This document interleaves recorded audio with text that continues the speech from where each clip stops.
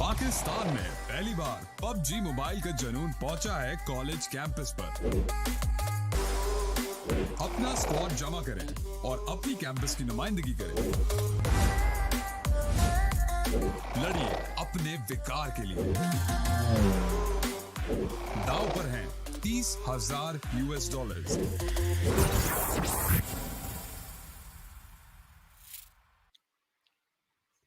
Welcome back, ladies and gentlemen, to PUBG Mobile Campus Championship Pakistan region, sponsored by Oppo F19 Pro. Power up your game. Join with me is going to be Phoenix Shivaj. I mean, he has been here for a longer time, and we do know this man has some experience when it comes to the Campus Champions teams.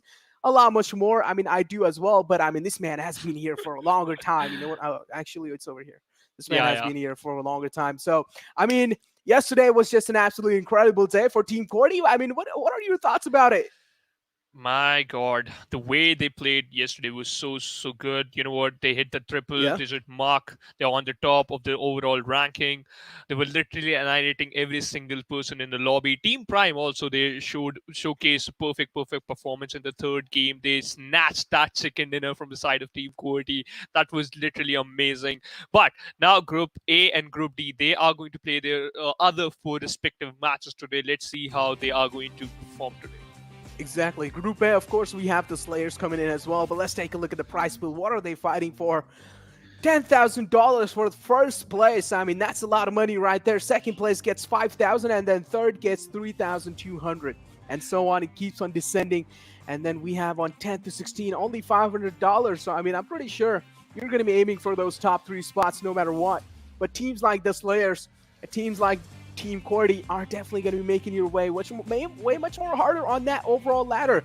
So you will have to find a way around it. There's still a lot of much more teams in the lower side of the games, and they definitely need kind of try their best get on top of their game. And certainly somewhere down the line they're on that struggling phase. Oh yeah, I agree with your point. And you know what? If any player become the MVP, he'll get $500. So yesterday we saw in the top players list, out of four, three players are from Team QWERTY. So they are literally fighting against each other. Like, I'm going to become the MVP or you are going to become the MVP. That is something interesting. But there's one more player from Team the Slayers. He is also in the fray. He's also in the top players. He is on the fourth position. So they are going to play their other four matches today. So it's a lot of pressure onto him that he has to perform well so that he should remain at the first position, or he should get that first position in top players. Yeah, exactly. I mean, the first position, of course, is going to be mattering quite a lot. Point system pretty much the same that we have been taking a look since a longer time. And, of course, that one per kill, I mean, 1 point per kill, we cannot be ignoring such kind of stats there. We've seen in the past as well. I mean, even yesterday was kind of an example being set by Team QWERTY in the second game where they kind of got the second place, but still with 32 points in their pocket with 17 kills racking up. Or how many kills did they actually get? I think so. They did get quite a lot of kills. I don't really remember the exact number, but Team QWERTY, they absolutely played and decimated the entire playground in the late games as well. They had the higher ground going up for themselves on the hills, and that's how they got each and every single game in their hand. Let's take a look at the squad roster of Group T, as we have 4th Generation coming in, Tyrox, we have Freestyle joining in, we have Glory Nation. All these four teams, I mean, 4th Generation, of course, on that struggling phases. Stalwart Esports, No Sympathy, Team Bablu, the Chosen Four. Now in this group, we still have No Sympathy and the Chosen Four, kind of on these struggling phases. And a lot of teams are actually down below that we did not expect them to be there. Oh yeah. Basically, this was the Group D, to be precise. That was the Group A. Now we are witnessing the Group D. There's a difference, I know. But when we talk about the teams, Team FTE, as well as we have Maximus 1920 Prime, XQuetta, Team Chaos, Lost Esports, as well as Team BN. I would love to talk about Team Chaos. Yesterday, they were literally, if we talk about the Miramar map, they were at the top corner of the map towards the Campo Militar area, the zone. It was near the El Pozo site. So just because of those late rotation, they got punished. Now they have to focus on these type of stuff today so that they'll collect some decent amount of points. That's for sure. That's for sure. They will be collecting some decent amount of points if they keep on playing good. If they play good, you'll be racking up a lot of points, that's for sure. But I want to see now. TeamXquetta is probably on the top of the leaderboards. And I want to see which team dares challenge them to, drag their legs down. I'm pretty sure the Slayers are going to be the closest one. But take a look at the schedule. We have in Game 1, we have Erangel. Game 2, we have Sanhok. Game 3, we are coming up with Miramar. And then Game 4 again with Erangel. I mean, kind of variety being shown. But in the end, the cycle comes back to the start. And that's how the game and that's how the schedule works for today. Erangel, of course, the map that a lot of pro players prefer, because that's probably the map which a lot of players have played the maximum amount. Yeah, you know what? You start your journey while playing on Erangel. So, if we talk about the first day, I think so. Bablu, they were the one who secured chicken dinner in the first Erangel map. Let's see, will they able to do that today? It's the best question. But before that, we have the overall ranking in front of us. TeamXquetta, as we talk about, they were leading the chart. They are still on the top with 106 points. The Slayers on the second, and Team Bablu on the third position. There's a huge difference between the teams who are on the first as well as the teams who are on the third, fourth, fifth, sixth position. That's for sure. That's a huge difference right there. And the Slayer, I mean, they still have a lot much more climbing to do, but I'm pretty sure they're not really far away from their goal. And now, as we have here, Lost Esports freestyle kind of on 10th position, shouldn't really be looking bad if one good game in their favor, and they can make it to top 8 at least without any doubt. Yeah, surely, but they have to showcase that performance. But if you're on the second page of the overall ranking, it's still good, because we all know only from these groups, only top 16 teams will qualify for the grand finals. But if you are at the third page of the overall ranking, like teams like Glory Nation, Arcadians, Team G69, RBN, Black Sleep, Zero X, Renegades, X Generation, you have to improve your gameplay. You have to improve your gameplay. Improvement is always there, especially when you're playing competitions that are this big.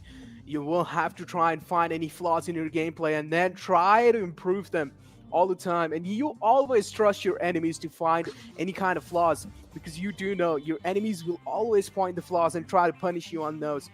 And that's how the things work. So the thing is, like, when you are going to be trying to find your flaws, make sure you're analyzing the gameplays as well. How you played in the PMCC. Go ahead and watch it off stream as well. Go ahead and watch it. Maybe try to analyze how each and every single team is playing out. How are they planning their strategies? How things are looking for them? How is this team doing so good? Maybe try to copy their strats as well. Sometimes copying is good. Yeah, sometimes it might work out for you, but the main thing is, you know what? If we talk about the first day, Group A versus Group B, when these two groups were playing, we can see that teams, their drop location, they were colliding, right? Their area, their particular area, some other team is already contesting that area, so you have to be careful. I think so. Changing those drop location. It might work in your favor, but before that we have the playing path in front of us, and I think so it's kind of similar playing path, Nick. Right? We casted a game together and we saw a similar playing path like this. Yep, I mean, this kind of playing fly path, I've even seen this in a PMPL as well. So it's more kind of like a common playing fly path at this point in time, especially. I have been taking a look at Erangel map so many times, so it's like each and every single playing fly path, I feel like it's a deja vu at this point in time. But Bablu, again, it seems like kind of dropping out early off the plane, and we do have them in the George Pool apartments, which does make sense sometimes. But I want to see where the circle pans out, because that's going to be deciding a lot of teams' fates. Yeah, but you know what? I would love to see that when they are going to engage in some fights. Team Bablu, they usually drop in the this George Pool city, the north side of George Pool city, and they're still sticking with the plan. That's the best thing. But we can see Boneless. I think so. He and his team is moving towards the Rozok area. And you'll find some decent amount of loot out there. But if we talk about the first zone, yep, favoring the northern side of the map. Well, I mean, we still have Bablu in the game, which have made quite a good choice dropping at the apartment side of George Pool. It does make sense. And now even the zone is kind of, I mean, the center is not really far away, but we still have one more team in the center. And interesting fact is going to be, how are they going to be overtaking the compound where Boneless is? let's see. But we have one team in front of us, Team FTD, I think so.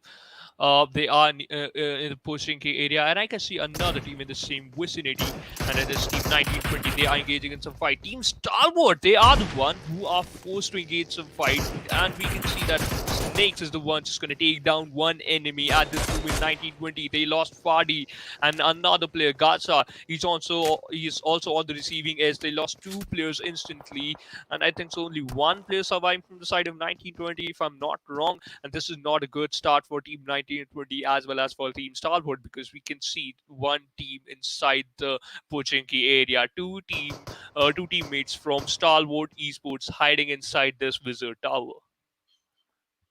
Two players in one tower. Things might get suffocating sometimes. You need to find each other some different rooms. Everyone needs its own personal privacy, which is understandable. So now it seems like finally Pablo has decided to step out and go on the upper edge, or go on the upper room, while we have 1920 Quadra here kind of running with his hands out, bare hands. He doesn't have any gun at this such late in the game. Having none of the guns in your hands, it's kind of a broken record. It sounds kind of unfair for me, at least, because you are such late in the game and you're still lacking on loot. I really feel like there's something wrong going on here. Okay. You know what? Sometimes, if your plan A doesn't work, you have to switch to the plan B. And if you're talking about switching to the plan B, Snakes, he might have another plan. He switched to a P52, I think. So if that's a perfect gun, I don't know. That's a pistol. But right now, he dished out some amount of damage onto Reback. Come on, bro. You have a AK. You can easily knock him down. And yeah, Reback did the same, knocked out Snakes. It's going to confirm that kill too. Stalwart Esports. Stalwart kind of in a little bit of trouble here. Reback does realize if he's going to be pushing out of his limits, he will get punished, using this kind of compound wall on his favor, healing himself back up on HP as well. Stalwart Esports seems like the start has already started to collapse onto them. The start is not really looking good. If the momentum is not really shifting in your favor, then maybe you will have a lot of problems in the future as well. Here comes the Molotov from his side. And Stalwart Esports elimination has been taken down as well. Pablo getting taken down from the game. Paraboy doing an incredible job in that fight as well, providing that backup fire to Reback. But now there's still one more player from Stalwart Esports that is there in their back lines. Are they going to be careful of that? I don't know that they know that there's one more player inside the Pochinki area, hiding inside that Pochinki area. But what we can see, that War Dog, he's inside that one compound. In front of him, there's one team, Team Tyro X triple 110. Both the players are kind of close to each other. And I think so, that War Dog already gave some amount of information to his teammates, Quadra, that there's one player in front of me. Come on, provide me some cover. I need backup because I'm in a bit of trouble. Does make sense. 1920 playing the situation out really safe. Does know there's one player right in the front lines. Want to play it out as safe as possible. Kind of been a little bit impatient here. Tyra might just get punished, and yes, he will be. This is what you get for being a little impatient and aggressing right into it, but it doesn't matter. His teammate is there to provide that massive cover fire, and he's going to be taking the last person down from that enemy lines. And this is how Tyro finally rise up from the ashes. Yeah. And 1920, they take an exit at 16th position. Not a great outing from their side, but let's hope for the best. You still have 3 games left for today. You'll perform well. Let's see what is going to happen. But Tyro X, they already secured 2 kills in a very early stage. They are quite happy with this. On the other side, Forge and Heather secured 1 kill, and right now he's just going to focus on rotation. He's like, no, I already secured 1 kill. I'm not going to take other fight. I'm not going to take any unnecessary fight. First of all, out in the open, I have to find a cover. I have to find an area so that I can, be a little bit more safe. That is pretty understandable. Well, Roundy though take a look at these rotations being made from the side of 4Gen. Right next to him, kind of being that sneaky snake in the grass, being the one in the nature. He did let each and every single vehicle pass by him. He didn't want to take any shots because his teammates aren't really next to him, which is understandable. When your teammates are separated from you, you want to make sure you're staying alive, being safe as much as possible. But another fight panning out. Bablu seems like they're going to be unstoppable inside this fight. Straight up aggressing inside the fight, taking 2 players down. And now already seems like Bablu are falling heavy on them. They need to make sure at least get 1 knockdown that can buy them a breathing space. But Bablu, it seems like they're not going to let any flaws from their side. This might just be a flawless execution. Oh yeah, but you know what? I love that from Bablu's side. Whenever they push onto one enemy, like they're not like that. You are gonna push, Pika. You have to go. All the 4 players come together. They are gonna march in towards that 1 player. You can fight 1 player. You can fight 2 players at a one time, but you can't literally take down 4 player in a single spray. That is impossible, and that's why Team Bablu managed to win every single fight, and that's why they secured some decent amount of kill points right here, right now. That's for sure. Well, we still have so many teams making the rotation inside, especially RBN and BE, still making the rotation in the circle. Well, take a look at Bablu, almost in the center of the circle. Already have gotten themselves some bounty kills. They have posted up themselves for a succession. Yeah. Team Prime on the other side, they are focusing on those rotations. Early rotations are very, very crucial. Come on, Musrim, you're very close to 1 player. You can take him down. Oh, this is a death trap, I think so. Team Prime, you have to be careful. Oh, Markov, he received a lot of damage right now. He is not going to stop. And he just ran away. That's the best thing. But I can see 1 player got knocked out. And Team Prime, they are unaware of that fact, I think so. It was a cop and thief change. Oh, yeah. It finally seems like Thief managed to run away successfully. So for now, his life has been spared, but the cops, I'm pretty sure they're going to be having a search warrant for him. And he will be put behind the jails anytime soon. While another fight panning out, he opening things up for themselves.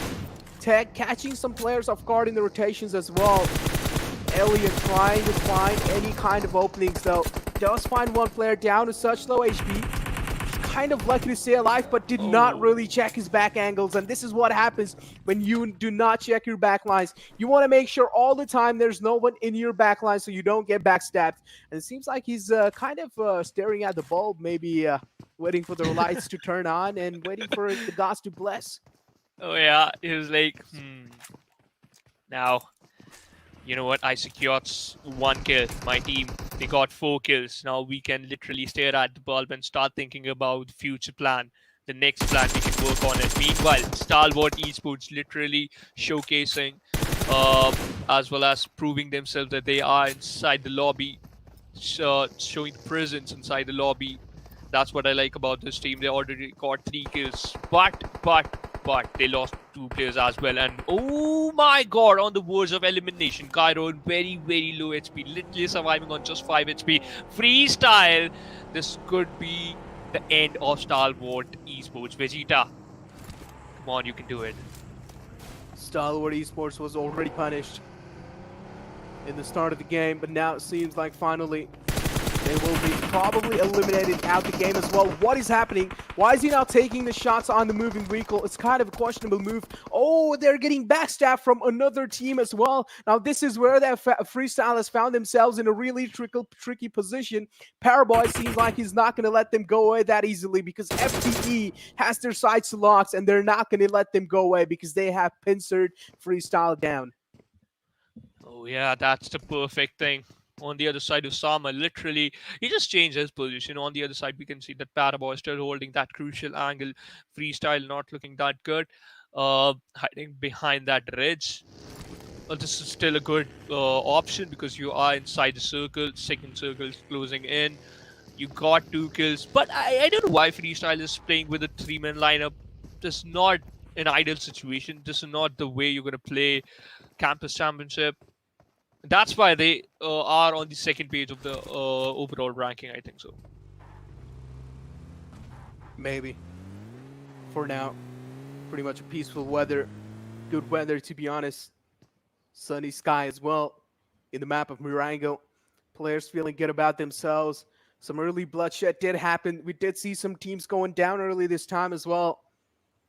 And this is what we like to see. Teams crumbling down early off. This is like a massive statement. Whichever teams gets taken down early off, I'm pretty sure they are going to be pretty disappointed in themselves. Freestyle down to just a 2-man squad. In the start, they were a 3-man squad, and now they're just down to a 2-man squad. Unfortunate stuff for them as well. FTE, though, same thing goes with them. They are a 2-man squad as well. While some kind of somewhere down line lost though, seems kind of lost here. Only one last man alive.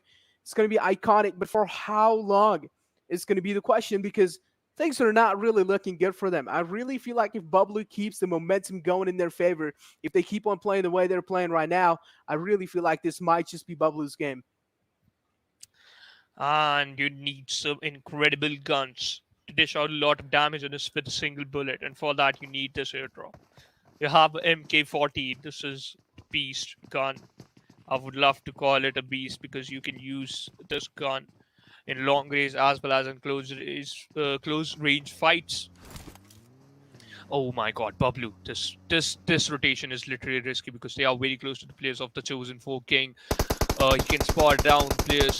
Teen Wolf is still waiting for that perfect opportunity. I think so. Why he just jumped off from the vehicle, I don't know why. Maybe he just wanted to scout the area on the other side. King spotted down the 2 players of Team Bablu. They are very close to the watchtower. King, with a lot of information, just moving away, just going back towards his teammates. Did collect quite a lot of information with that rotation coming in. King kind of separated out from the rest of the pack for that info though. Bablu kind of getting punished when they try to rotate. Keep taken down. The Chosen 4 falling heavy on the entire squad of Bablu. There's another squad right on the left line as well. Freestyle being the one. Bablu seems like they did manage to find themselves a knockdown, which bought them enough time to get back to safety. It was Respect who was taken down. Now Teen Wolf trying his best to blast the vehicles out as well, but does realize he might just waste his mag and unload them onto them for no reason. King kind of missing a lot of shots in those rotations. You're not supposed to miss such kind of easy shots, especially when you have a gun that is one of the best guns in the game, DP. Oh yeah, those burst shots from DP are so good. You can literally take down one enemy if you're gonna connect 3 bullets onto enemy's head. But right now, Unknown, he has that SKS. He can literally do wonders with that gun. But for that, you have to aim on the head. Then you can easily knock down every single player. Teen Wolf still holding that area. He is literally very far away from the back, and I think so. He has to clear out his sidelines because I can see Freestyle just in front of him. Not really finding a clear shot though. The vision is still not clear. The trees kind of being the block of it. Wish you could blow trees away in the game of PUBG, but you can't really do that. I would have definitely done that. What do you think, Sushiwansh? I mean, blowing trees away with like grenades or dynamites sounds like a good idea. Oh yeah, you know what? If this is gonna happen, you can't hide behind those trees. Then this is going to be literally incredible. That you're literally clearing out every single tree. That's for sure. Opponents, they have no other option to hide behind the vehicles as well as the rocks. That's it. It's going to be interesting. That's for sure. Well, I mean, that could be a cool mechanic in the game, but still, let's focus on the game that's happening in front of us right now. Bablu down to a 3-man squad, and still we have one player roaming around in the vehicle, maybe just trying to scout things out, but another fight happening. RBN kind of getting punished with the place they are right now. Tyro raining down heaven or raining down hell onto them, and it seems like the barrage of nades weren't really able to find its mark, but one player has been taken down, Hellboy being the man, kind of shooting him below, shooting his toes out, but doesn't seem like he did find any success. RBN realizing the depth of the situation and trying to dip out the situation. Yeah, Tyro X, they are on the edge of the safe zone. Literally, this is one of the cheeky strategy. Usually teams follow this type of strategy that we are going to play on the edge of the safe zone. Sometimes it's risky, and sometimes it's... Oh, I think that grenade. Okay, it was inside the house. That blew up right on my face. That actually did kind of startle me there. But now 4Gen challenging a fight head-to-head against the players of Team Prime. Another nade lobbed in. Doesn't seem like did quite find its mark. 4Gen being impatient and aggressive inside this fight. Maybe you should watch out your toes as well. There's a little gap below the wall, and this is where you might just get punished easily. Again, kind of spotting one player out, and exactly what I said. Smart is just way too smart. He's not going to let any flaws away that easily. Now, even Killers needs to watch out his toes because he might just get shot down. I'm pretty sure 4Gen has their sights locked on such underwall covers. Oh yeah. Meanwhile, one grenade can literally knock out at least 2 players at one time. Mujrim is inside the petrol pump. Oh, smart! That was a smart move. He can literally knock out the other. Come on, those jump shots didn't work out in his favor. On the other side, he got knocked out. This is not looking good from the side of Team Prime. On the other side, we can see 4th Generation Gaming got knocked out as well as Shoki. So, Team the Chosen 4, they are using this thing into their favor. They stole those 2 kills. Wow. Stealing those 2 kills off. Prime doing an incredible job in this entire competition for now. Smart getting rest up back on his feet. Well, again, Killers, though, for now, try to do quite good, but Smart, of course, a smarter player in the squad of Prime, and proving that with his name is just on another level. Confidence level on this map is on another level. Tornado taken down as well. Take a look at how these men are taking shots. They're jump shotting each and every single player down a 4Gen. They're now using the car as elevation for themselves to take down any players of 4Gen. But it doesn't seem like it's going to be that easy, though. It's finally one player kind of stepping out the cover as well. But no, it seems like denied that decision and going back to cover, going back to safety. Does make sense. Prime left out of the circle. The circle has shifted over to DB, and this is going to be an interesting one. I just want to ask one thing, Necro, from you. Right, the PMCC circles are so weird. Every single it's actually good though. I actually do like them because most of the times they shift into a no man's land where all the teams will have to make the rotation, and so many kills just fall apart just like that. Oh yeah, look at this! Look at this! Oh my God, Heather. Oh my God. This is interesting. Suit. This man is just an absolute ninja in those little bushes. It doesn't seem like Prime has spotted him out anytime soon. Pretty good job over here from Hater there. He is doing a well job overall hiding. Prime still trying to scout the area out. They do sense some fear. They do sense a prey here. They do smell the blood. And now Hater has an absolutely incredible positioning over the entire squad of Prime. And this kind of trigger control can help your team out quite a lot. He literally walked over from me. I don't know, bro. This is literally incredible. What should I say? Heather, come on, man. How can you do that? At Team Prime, bro, you are scouting one area. Could not even spot that one player hiding inside that bush. Whoa. You know, you never expect these type of plays from their side, but at this moment, Team are being taken exit at 13%. TeamXquetta on the other side trying to move inside the circle. Loft Esports, one player iconic, he's also hiding inside that watchtower. Gunter received a lot of damage. Finally, he survived on 5% HP.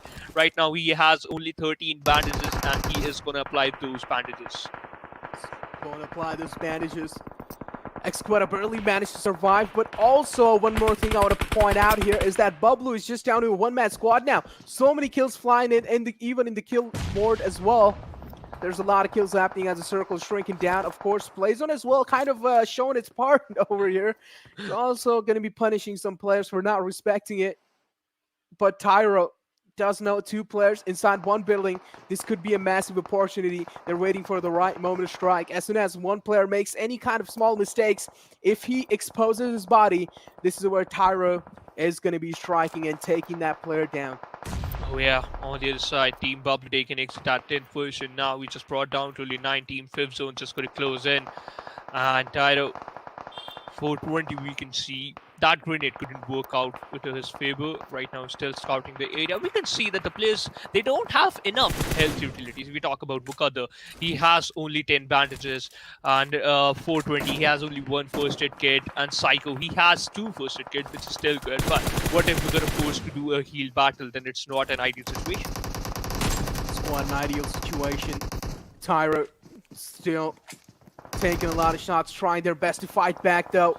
Lost one player, now it's just down to one more player. Inside this watchtower is the one-on-one situation. Which one would come out on top? Tyro kind of potatoing the entire situation. Did not really fire any shots, decided to pick up some ground items. And this is where he did get caught off guard. That was kind of a questionable move from his side.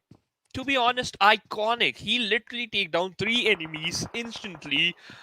Just hiding inside that watchtower, as well as just using those smokes. Only he just popped out one smoke to make an extra cover so that he can take down every single person who's going to come inside the watchtower and just going to contest that area. That is a cheeky move as well as a smart move from his side. But I'm still wondering that how he going to move inside the safe zone. How are you going to be moving inside the safe zone is what Shivansh asked. Hopefully we have a call with an IGL soon. Maybe they will answer his question. But again, Maximus just put out the vehicle right next to him. That nade did quite a lot of damage to the vehicle, but his teammates were there to provide him that fire. And it seems like it was one of the... He actually got absolutely backstabbed from somewhere else. And that's an unfortunate moment. Maximus as well, the kill got kind of stolen right from their mouths. They wanted to get the prize in their hands, but seems like no, it's going to be the answer. 4 Generation eliminated out the game as well. Now it's just down to 5 teams, and which one would come out on top? TXQ have only 1 player alive. QRLS as well have only 1 player, and the rest 2 have 3. And then we have the Chosen 4 with all 4 players alive. What happened on the first day? But now it seems like in the second day of the Chosen 4's game, they're finally going to be popping out. Oh yeah, they're gonna showcase the presence. Meanwhile, Iconic still inside that watchtower. Okay, Ninja, you got spotted out and you're gonna punished as well. He got knocked out. Oh, Caos curse, to be honest. Lost Esports taking exit. Iconic, he has been spotted out and he got eliminated from the lobby. So as TeamXquetta, we just brought down to only 3 teams. 10 players are there.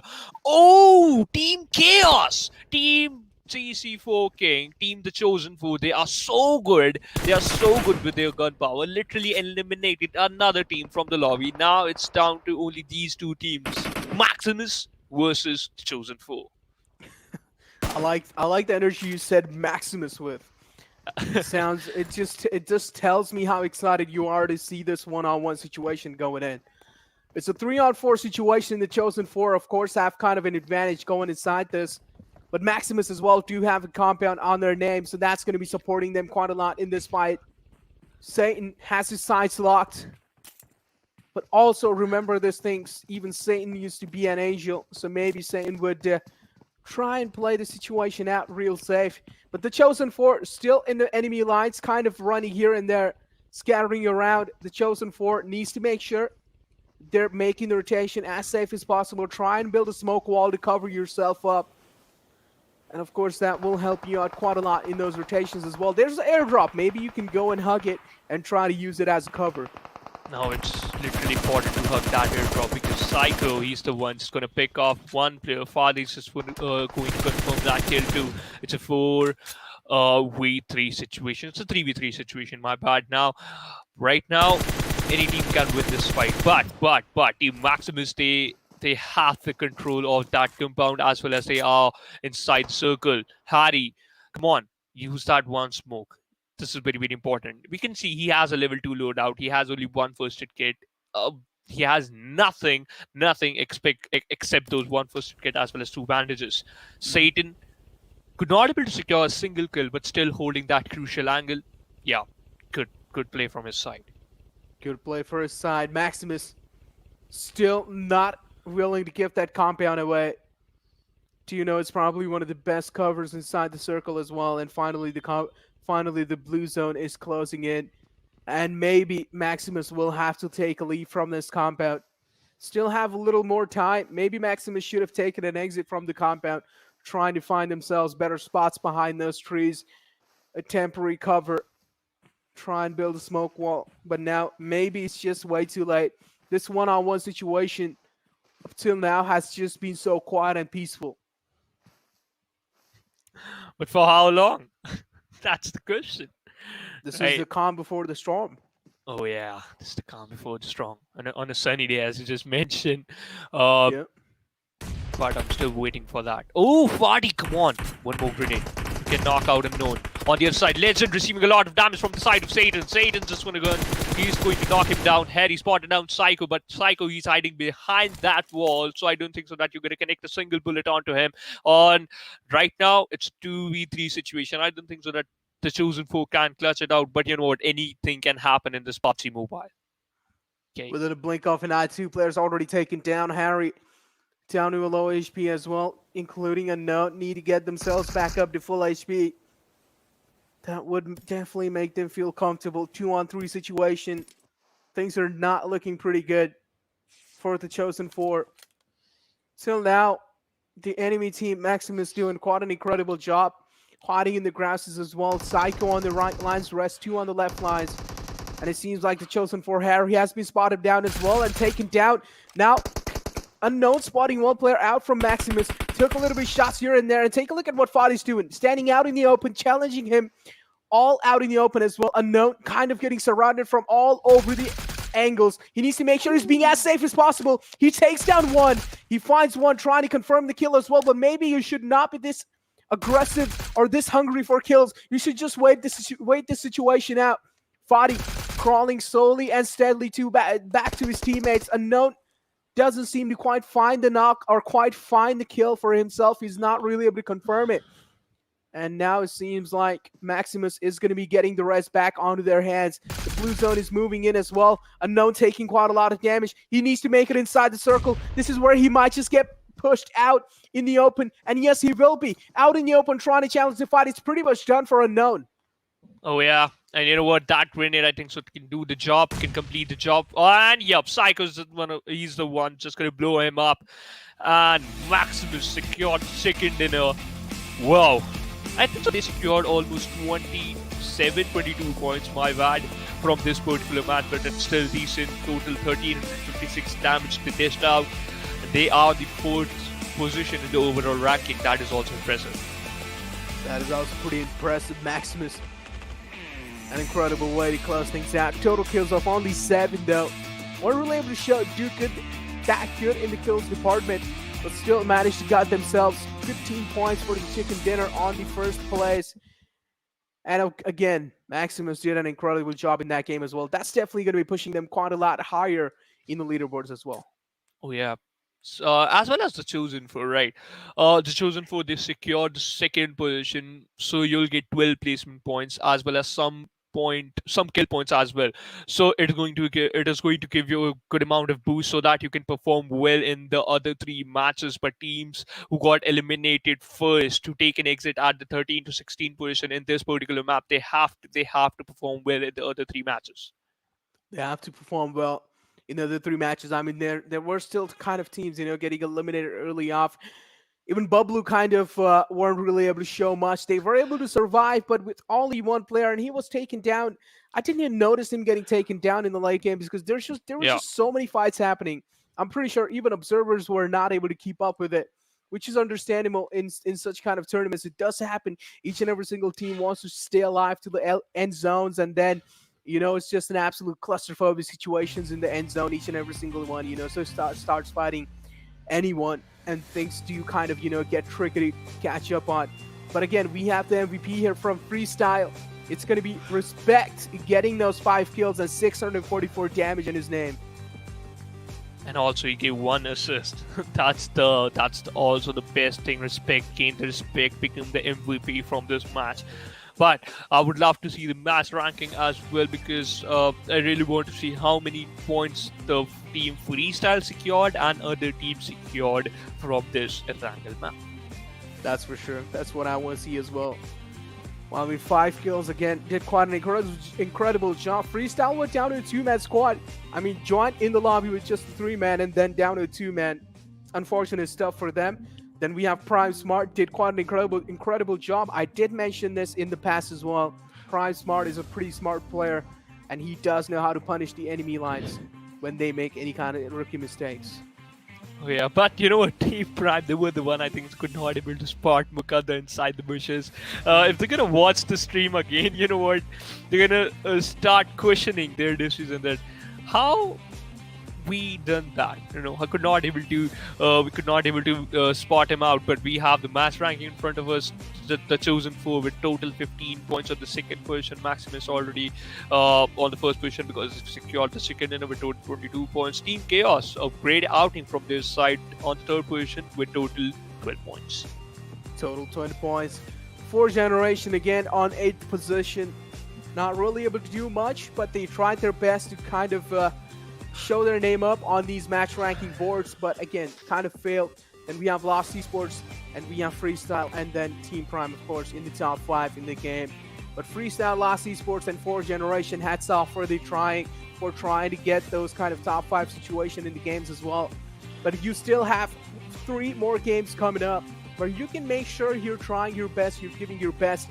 Bablu, as I did mention, this game wasn't really their game, but maybe in the next game they're going to be able to do good.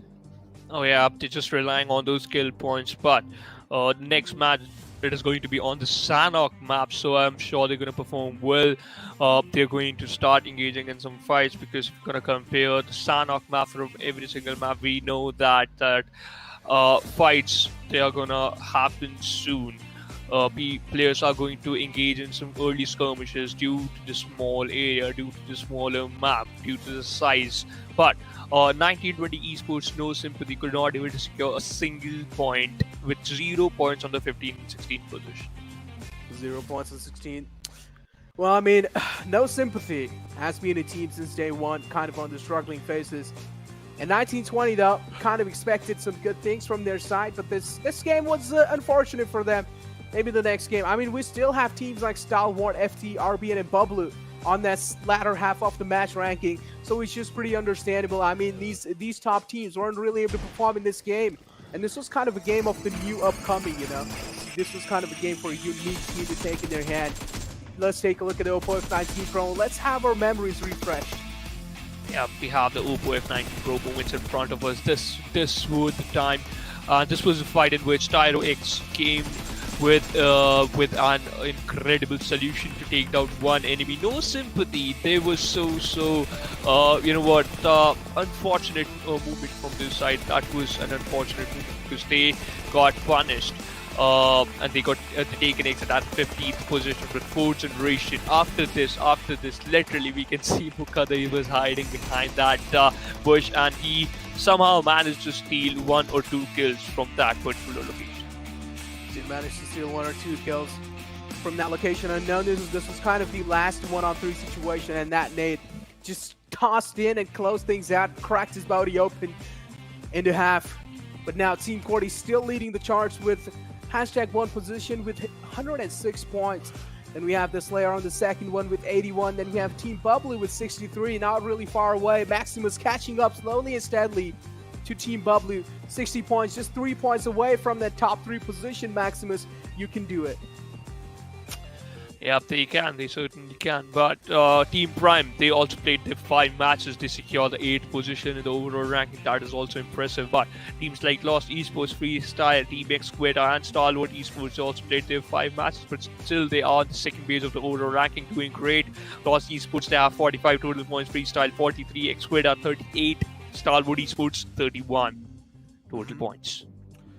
31 total points. Well, I mean, things aren't really looking good for Stalwart for now, at least, because they are in the latter half, and they can definitely try and you know, improve their gameplay. They can definitely try and you know, figure out what kind of mistakes they're making comparing to the top teams. And I'm pretty sure in the future as well, in a little bit of matches, you still have 3 more games coming up. In those 3 games, I'm pretty sure Stalwart will do an incredible job. But here we have the rest of the teams, and the kind of bottom of the leaderboards, we have FTE stuck down deep in the grave there, and someone needs to give them a helping hand to, you know, get kind of a little up, because you certainly do not feel good to watch a team like FTE down there. as well as no sympathy, right?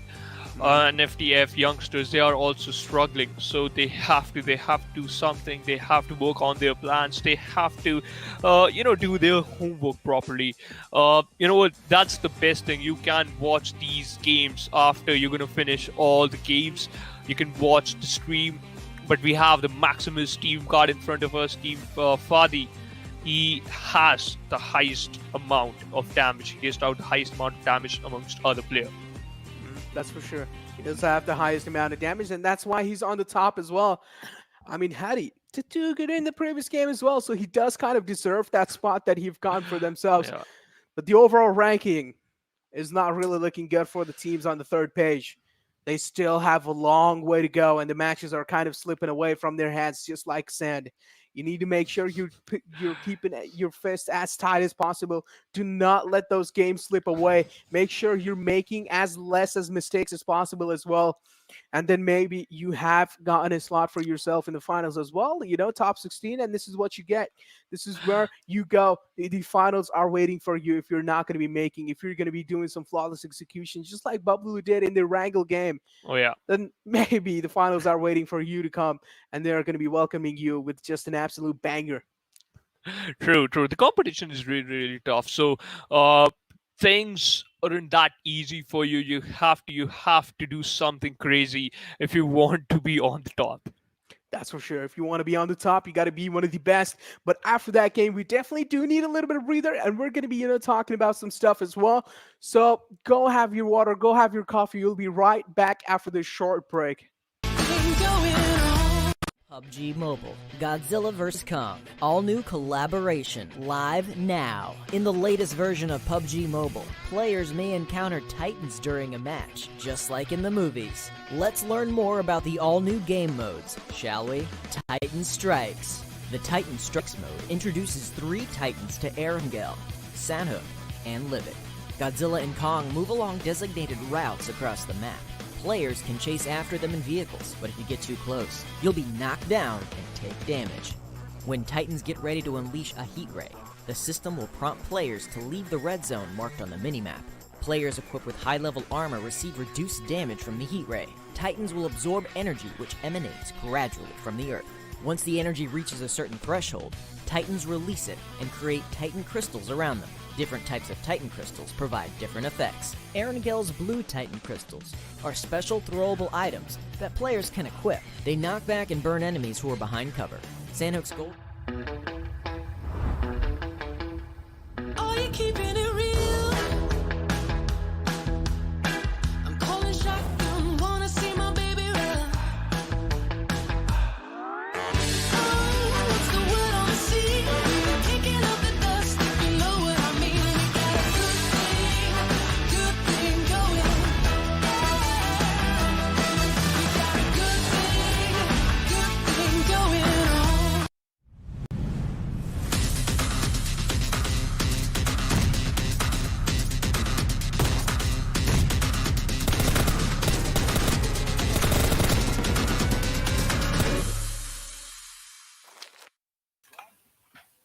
Welcome back, ladies and gentlemen, to PUBG Mobile Campus Championship Pakistan region, sponsored by Oppo F19 Pro. Power up your game. Joining me this time is some kind of a new personality here. We have Ankit Sharma with me. I mean, maybe the other caster with me is just having a great time off. Just taking a little time off here. But now let's talk about the previous game, Ankit. I'm pretty sure you have analyzed and watched the previous game as well, and some things did go down pretty well. And what are your thoughts about the previous game? So yeah, the chosen for making a comeback. So my eye was strictly onto them. So we just saw them performing well when they were trying to go in that qualifying stage. And since then, their game has been shut down by others. But right away, when this A and D were up against each other, this was the performance that I was actually looking up for. And in that game, they just need to carry on their momentum, because in this game of Sanhok, things become tricky and interesting. Things do become pretty tricky and interesting as those early skirmishes break down. Playing flat path starting from ruins, ending all the way towards Cow. And a lot of teams took that early exit from the plain fly path as well, which does make sense. We have RB Killers kind of, trying his drop location out as well. Bablu going towards the Pinaan area. And we just have MAXIMUSxFTN as well trying to fly near quarry area as well. I want to see which team goes towards the boot camp. It will be an interesting affair to watch out. And in the time when Group A and Group B were actually fighting out in the map of Sanhok on the first day, if you remember, we just saw a contestation actually happening in that area of bootcamp. But for now, it seems that it has been isolated. But let's straight away head towards a fight where the players of 4th generation, the team, I remember the guy that was actually proning down in the gas for about a very long time in the last match, Haider. If I'm correct with that, the whole team is up against the players of Team Prime. Team Prime also did pretty well. And this was the team that was actually challenging them in the map of Erangel. And in this match, they are now challenging again in this very first 1 minute of the game. In this very first 1 minute of the game, 4Gen again head-to-head in their enemy lines. This might be quite interesting affair to watch. And I want to see which team does kind of get that green flag in their hands, get that victorious flag in their hands as well. Shoki is pre-firing the corner. Not really able to connect any bullets though, but he did whiz past his enemy lines. Exactly, there was a gas can, I guess, and that Uzi spray that was pinpoint. It brought Mujrim down to that magic pixel that we talk about, and I don't know, just God saved him from that knock, because had that knock come in that their number, I am damn sure that 4th generation would have gone for that straight push. They would have gone for that straight push. 4Gen kind of separating out from the rest of each other. But their enemy, though, Prime, seems like they're not really interested in fighting anymore. Kind of backing out from the ruins area, realizing the fact that there's a whole 4-man squad right in their enemy lines. Prime, for now, one player's kind of separated out from the rest of the pack, so it's just a 3v4 situation in the ruins. And they don't really want to challenge situations like those. TeamXquetta. And we have the Chosen 4 as well, kind of close to a player of TeamXquetta. The King seems quite aware of his position, just trying to scout out the area and trying to spot a glimpse, and that's going to be enough to take him down. Just a pixel, just these are the small things that you just need, and you will be gone. And I'm sure that these teams must be looking to dodge themselves up against the players. But look at this, the players are very much close against each other, and TeamXquetta ran OP is very much close. He takes one down, but eventually falls down as the rest of the player comes to the rescue. And okay, the finish off goes with the help of that little pistol. So these are the early loots, these are the early fights, and you expect these guns to be in their hand. And just because of that, the Chosen 4, the team that actually came second in this match, straight off the bat, 1 kill already into the number. He will be given revival, and let's see how they will approach the rest of the game. Team Chosen 4 came second in the previous match. Well, now did find themselves the opening. Kind of first blood they were looking for has been found. The first blood is on their hands now. TeamXquetta should be quite disappointed. Lose Rianu in such an early game, in such an early engagement, already lost a player off their hands. TeamXquetta kind of maybe they would want to get the revenge onto the enemy lines, which is the Chosen 4. But I really feel like going for revenge is not really going to be a possible choice, because it's going to be a 3-on-4 situation, and in such an early game, you don't really want any kind of losses on your side. While we have RBN spotting out the squad of 1920. RBN as well kind of separated out from each other. Hellboy kind of away from Hadi. Then we have Shelby as well all the way on the opposite mountain. These kind of setups can sometimes prove detrimental for your enemies. Completely engulfing, and look at that, look at your back. If you don't, you will be straight away punished. As the player from Lost Esports, they have already taken 2 men down, 3 men down goes down. It's the last player surviving from the side of Tyro. Will be taking the fights in his hand. Ahmed just need to heal himself up, as the player from the side of Lost Esports will be charging upon them. But for now, the revival will be coming in the case. But the way Ahmed just helped them sail this wave, this was a very good move. Else they would have been eliminated straight away in this very first minute of this game. They would have been eliminated straight away. RBN, now, they have spotted 1920 out as well. A lot of damage being dished on both sides. Heidi taken down, but casualties on the side of RBN still continue. 1920.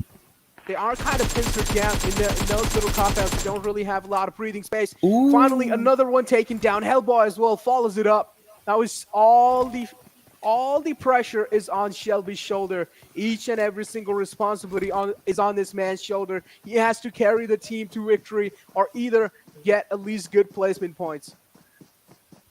They do, they certainly do, as the rest of the player has already been knocked down and the revival seems impossible, and that will not be a case obviously, because the players were actually in a very isolated situation, and this isn't that actually happens. It is a thing that goes into a favor. If you take the fight in your way, it does go, but if one of the player, at least one of the player or any of the player goes down, the revival is not a possible thing out there. And just because of that, the last player surviving from the sides of RB, and that was Shelby.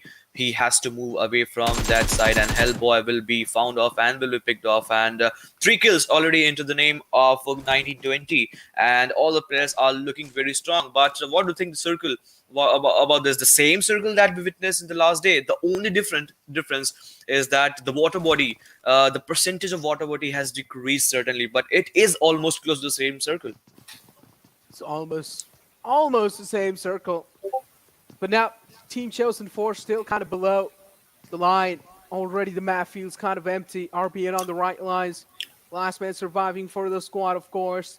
Quite lucky to make it out alive from that situation. Tyro have gotten themselves a good compound. There's one more enemy in the close line, though. Are they pretty aware of him? That's going to be a question. It's going to be Lost right behind their back.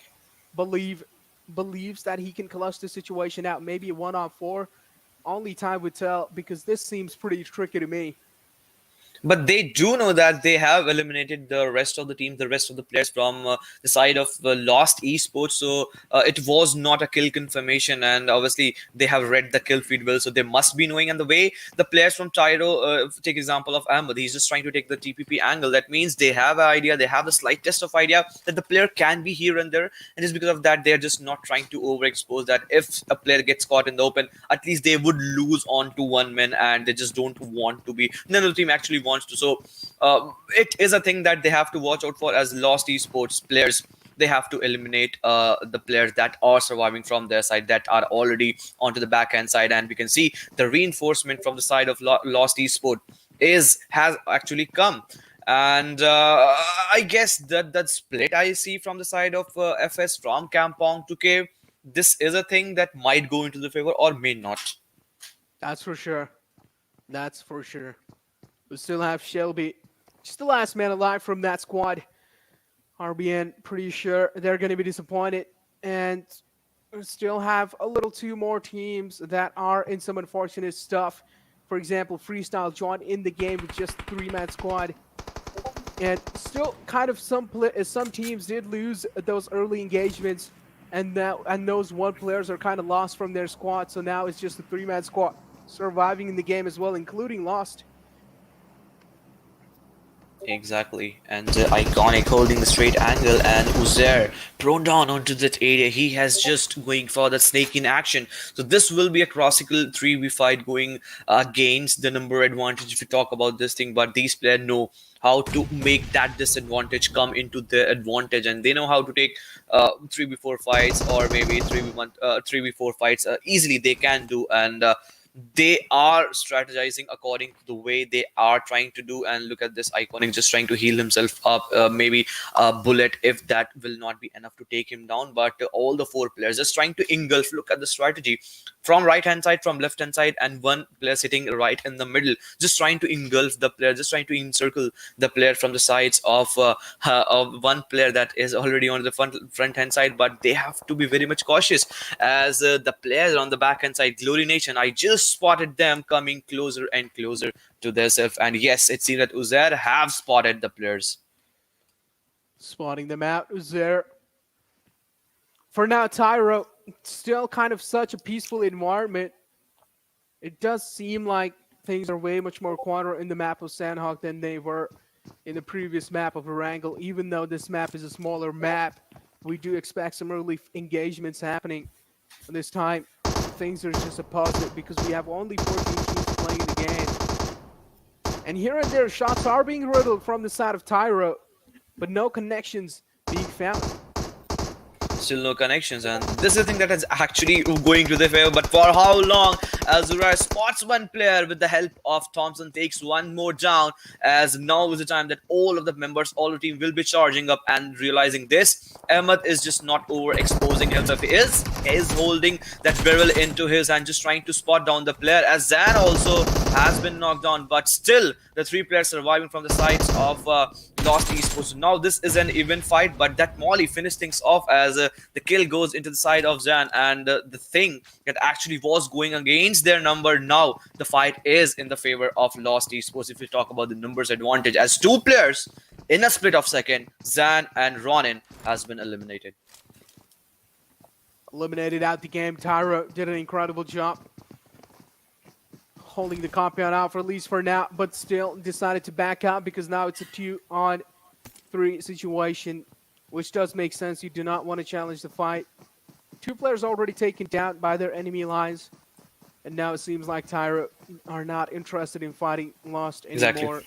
So now going to be backing out and going in the compound. It does make sense. 14 teams still alive, and 43 players are still there in the game, and such a peaceful environment. It's been a long time since I've seen such a silent place.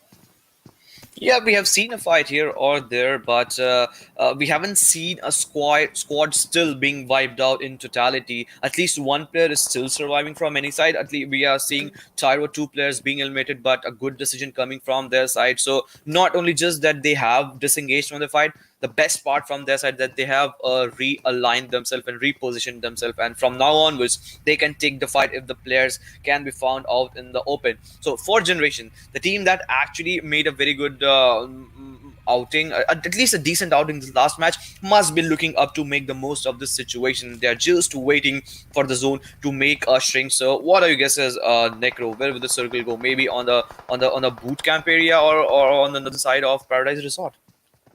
Only time would answer your question, my friend, because such kind of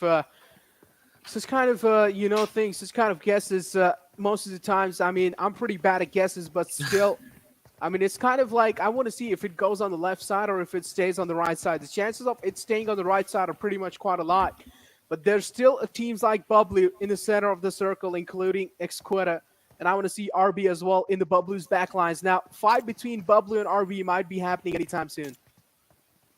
It will be, but it's the last player surviving from the sides of RB, and Shelly is making a rotation from the northeastern side, where Bablu was onto the shore hand side, and Camp Alpha is a player that they are holding for now. But now onwards, fourth generation, four players up against the players of Glory Nation of all four players. Pablo, it seems that he has received some of the damage. That means a fight can go against to their name, as fourth generation holding a very good angle, a very good height advantage elevation that they have. And I'm damn sure that the fourth player from the side of fourth generation must be having that trickiest angle, if we would say, in order to take the knock or so, because I can just see three players onto the same angle, and one player has also fallen back. Now we can see from the minimap, and this is a thing that can go into the number. But Glory Nation, they have to be very much cautious, because fourth generation, if they spot any player out in the open, they will be surely finishing things off for them.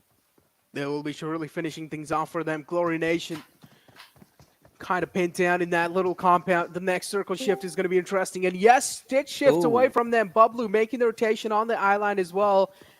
And there is one team right in their enemy lines. TeamXquetta, but still kind of far away. They're inside the boot camp areas, but RB is following their footsteps. And there might be a fight happening between these lads anytime soon. Prime, of course, the squad that is right in their back lines. And as soon as they hear gunshots between the fight of Fortune and Glory Nation, maybe they will just hold off the edges of the circle and wait for Glory to walk in. But look at the positioning of Team Bablu. Team Bablu holding the western side of bootcamp, the shoreline areas. They can maximize the kill, because if any team goes to take that sea route and they just try to swim them down, a crate will straight away being made into that water, and that will be a crucial position for now, because most of the team, they have to have come into the zone, and just because of that, we can see a cluster being developed into the center of the circle. We just saw one team that was of I guess the TeamXquetta holding the dead smack center, and now was the time the kill feed will start to dance and run, as 19-20 players are taking one-on-one fight, and Stalwart Esports, they are also into the fight, but Cairo on the receiving end being finished, as Tyro Ahmed takes the kill into his name. 4th generation just trying to spot down the players because they have the idea that one team might be bridge camping for them, and just because of that, 4 players trying to hold off the angle from 4 different directions. 2 players jumping into the river. Can this be a great formation? We have to still wait for that. Indeed, the prime time for the kill feed. Uzair, it doesn't seem like any shots are being connected from this man. Not really able to spot out any player from 4gen. At least for now, 1 player still on the bridge. Tornado. Position's kind of uncompromised. Uzair should have held the bottom lines of the bridge. He just let it go away that easily. This means 4gen are now able to cross freely. Gaming taken down, another one taken down as well successfully. And 4gen finally deciding to back out from such situation. Tornado, the last man able to survive or make it out of the situation. And it seems like somewhere down the line, even Lost Esports is getting punished. Exactly, and damage has been done on a collateral basis. If both the team receive the same amount of damage, the best part for them that the players will be revived, but there is no resort for revival for one team, and that will be off Tyro X. We just saw Stalwart Esports coming into the frame. In the last game, they jumped off and secured some good points, and they were on the second half of the chart. And this match, 4 kills already into the name, and Stalwart Esports, they are looking strong. With the 3-man advantage, how far they are going to pan out in this match, we have to still wait for that. Have to still wait for that. 1920 Psycho. There is one more team in the enemy lines. Of course, the winners of the previous match. Psycho kind of feeling uncomfortable in that house. I'm pretty sure death is lingering around his head as well. And this is just an absolute laser beam off of spray coming in from the side of Stalwart Esports. And what an incredible way to close things out as well. Actually, that spray was just an absolute laser beamer. This man has an eagle eye. I don't know what kind of glasses he's wearing right now playing this game, but he has some of the best eyes in the world I've seen. Indeed, they do have. With the help of Pablo and Snakes, that was a streamlined spray, and we have seen all these practices going in day in and day out, and just because of that, the practice is actually paying them in form of kills. But look at this, a hard shift going away from the circle, and most of the teammate, apart from some teams that were holding the edge and some teams that were already into the area of boot camp, were in the circle. But rest of the players, talk about this team, Guru Nation, they have to come into the zone. Talk about the team of Prime that is onto the backhand sides. They have just maybe they will be sent to the lobby as the last player surviving from their side. Kirat, he will be going against 4 players from the sides of Glory Nation, and this is not a side that the IGLs and the players as a whole would be looking up for. And yes, the final kills go into the name of Akubis, and one team faces an elimination again. Team faces an elimination again. Glory Nation on the run. They do realize they're kind of late to the party. They need to make it inside the circle as well. Sometimes low rotations do work out. But is this going to work out this time for Glory Nations? Only time would answer the question as what route they choose to make the rotation inside the circle. Bablu spotted out as well in the position they are right now. Pretty uncomfortable. Snakes is the man, and you do not want to be caught in his sights. But did manage to land 1 shot. Bablu kind of terrified at this point in time of peeking out. Just 1 pixel is what the players from Stalwart Esports demands and wants. And if you dare to show them 1 pixel, they will make and try to convert into the kill. For now, one team is also on the receiving end, and that is of Glory Nation. So this was a thing that I was talking about 10 minutes back, and this is now actually happening. Bablu holding the same shoreline area and realizing the threat, the potential that a team can actually possess to them. Eventually, they are holding things off and just trying to convert more and more kills onto them. All 4 players are into the danger zone, not only onto the hovering onto the crosshair of sides of Team Bablu, but also facing the brunt of the blue zone, as the circle will be making a 5th shift, and then that blue zone will be making them pay as for the late rotations.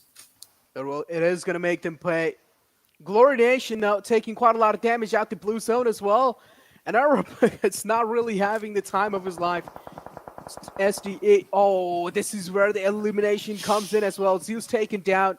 That's a massive elimination coming in from their side as well.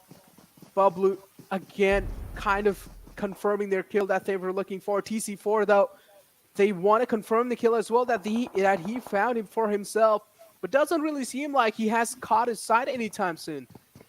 Exactly, just picking and choosing the player. But the way Team Bablu is just capitalizing on this situation, they just don't want any kill to get away from them. We just saw our Bob being finished off, and also we just saw no sympathy running out in the open. In the last game, no sympathy didn't have a good outing holding that position in the fourth half of the chart. They just need to have a good go into their number, and if they have to start from here, this can be a great map to start things off from them. Meanwhile, Lost Esports also lost their venture into this match, and they just lost the track, and followed by Maximus is another team. So two teams within a frame of 5 to 6 seconds being eliminated, but Bablu also punishing the players from RB, and the last man surviving from their side was Shelby, sorry for that, but he has also been picked off. And look at this Necro, the circle shift out in the open, only one team onto the southeastern side, that is of FS. Almost in the no man's land, but there's still one team inside the circle, still not in the center though. Now this circle is of course going to be an interesting one, only covering 2 compounds. One compound's barely making it, and one compound is in there. I'm pretty sure Bablu's going to be going for that one, but no sympathy, getting eliminated by Freestyle, getting caught off guard in the open. And Freestyle of course is a team that is going to be capitalizing on such kind of rookie mistakes, and they're not going to let you go away that easily. TeamXquetta still alive with 3 players. With things, the way things were going for this team, I did not really expect them to make it alive such far away. But TeamXquetta hats off for making it alive for such long. Team Stalwart is right next to them as well, making the rotation, and the fight between XQuetta and them will be panning out anytime soon. XQuetta, kind of challenging and interesting fight this time. In a far afraid, challenging the fight against the Chosen 4. Exactly. There's Stalwart Esports just running right behind them as well and spotting them out. And yes, all these fights are happening in the area and the compounds of boot camp just because they have to go into zone. The players from Stalwart Esports are punishing them badly as the last player surviving from sides of Stalwart Esports, that is of Bad Bunny. All the responsibilities, everything lies onto the shoulder of Stalwart Esports Bad Bunny, as now he's just trying to give the revival. He will give the revival, but one thing has to be kept in mind, that TeamXquetta is also into the same position. He just needs a Muqaddar just needs to give the revival to rest of the teammate, as if he doesn't do that, then most of the teammates from the side of Stalwart Esports will be punishing him very badly. But Chosen 4, look at this, they are holding a very good position for now. They have secured some of the kills, but now Muqaddar reiterating the same thing and retaliating with a good spray coming into his number, but Boneless crawling down, just trying to get things into the number, into the favor, hoping that he might be revived, but Muqaddar just abandoning him. Yes, you have to, but the way they are being charged up, Team C4 looking damn pretty strong. This was kind of questionable move from XQuetta, but he was being pinned down from both sides, and the Chosen 4 will be taken down. I didn't know this was going to happen. As soon as he took the left route, I instantly figured out that Team C4 is going to be a massive problem. Yeah. And they did prove me right. Bablu, though, in a fight against 4Gen, the last man surviving for that squad. Tornado trying his best to fight back, and what exactly just happened? He clutched out a 1-on-2 situation against Team Bablu, and that's just an absolute incredible clutch from 4Gen Tornado. Impeccable performance from the sides of 4th Generation, the team that actually didn't have a good outing in this match. They are punishing the big names in this lobby. They are just looking damn pretty strong. Obviously, one player surviving from his side. We just saw him clutching against the team members and the players of Team Bablu. But Necro, Tornado will be healing himself up, and what do you think? Will he be able to do the same situation and same thing against the players of the Chosen 4 or not? That's quite a tricky question right there, 4Gen. But this time, take a look at what Legend did. Molly the left side, making sure the player from Team 4Gen is not going to be able to peek the left side, and then he made the rotation on the left side. Now that's a big head play right there. That's a 5-head play, a 200 play, what I like to call it. Now that is some next level thinking from this lad. Team Chosen 4 spotting out 4Gen, just a little pixel off his backpack, and it's going to be taking him down right in the back, all those shots landing him, and this is where he lost his back. And now it seems like Stalwart Esports, a 2-on-3 situation going on in the game, and which one would come out on top? Harry kind of making some questionable decision with those smoke. Do not step out the cover. Do not step out of the cover. That is what all we require. But the way Legend is moving against the left side, Stalwart Esports, he has no idea. Takes one down, stacks one down. Bablu out in the open. He was caught, but a brilliant chicken dinner into the name Wow. of Chosen for in this very first match. A well-deserved chicken dinner, I would say. Chosen 4 has been consistent today, and they are proving it again. Chosen 4, that victory is going to be moving you up so high in the leaderboard. I'm pretty sure you might be at least on the first pages if you keep on playing like that. 1150 damage with 8 total kills and total points 23. Kind of lacking on the kill department though. Maybe if they would have gotten themselves at least 12 kills on their name, then maybe things would have been looking way much more, kind of sleeker, kind of smoother. But hey, it doesn't matter. They still got a chicken dinner in their name, and that's a massive glory Exactly. for them itself.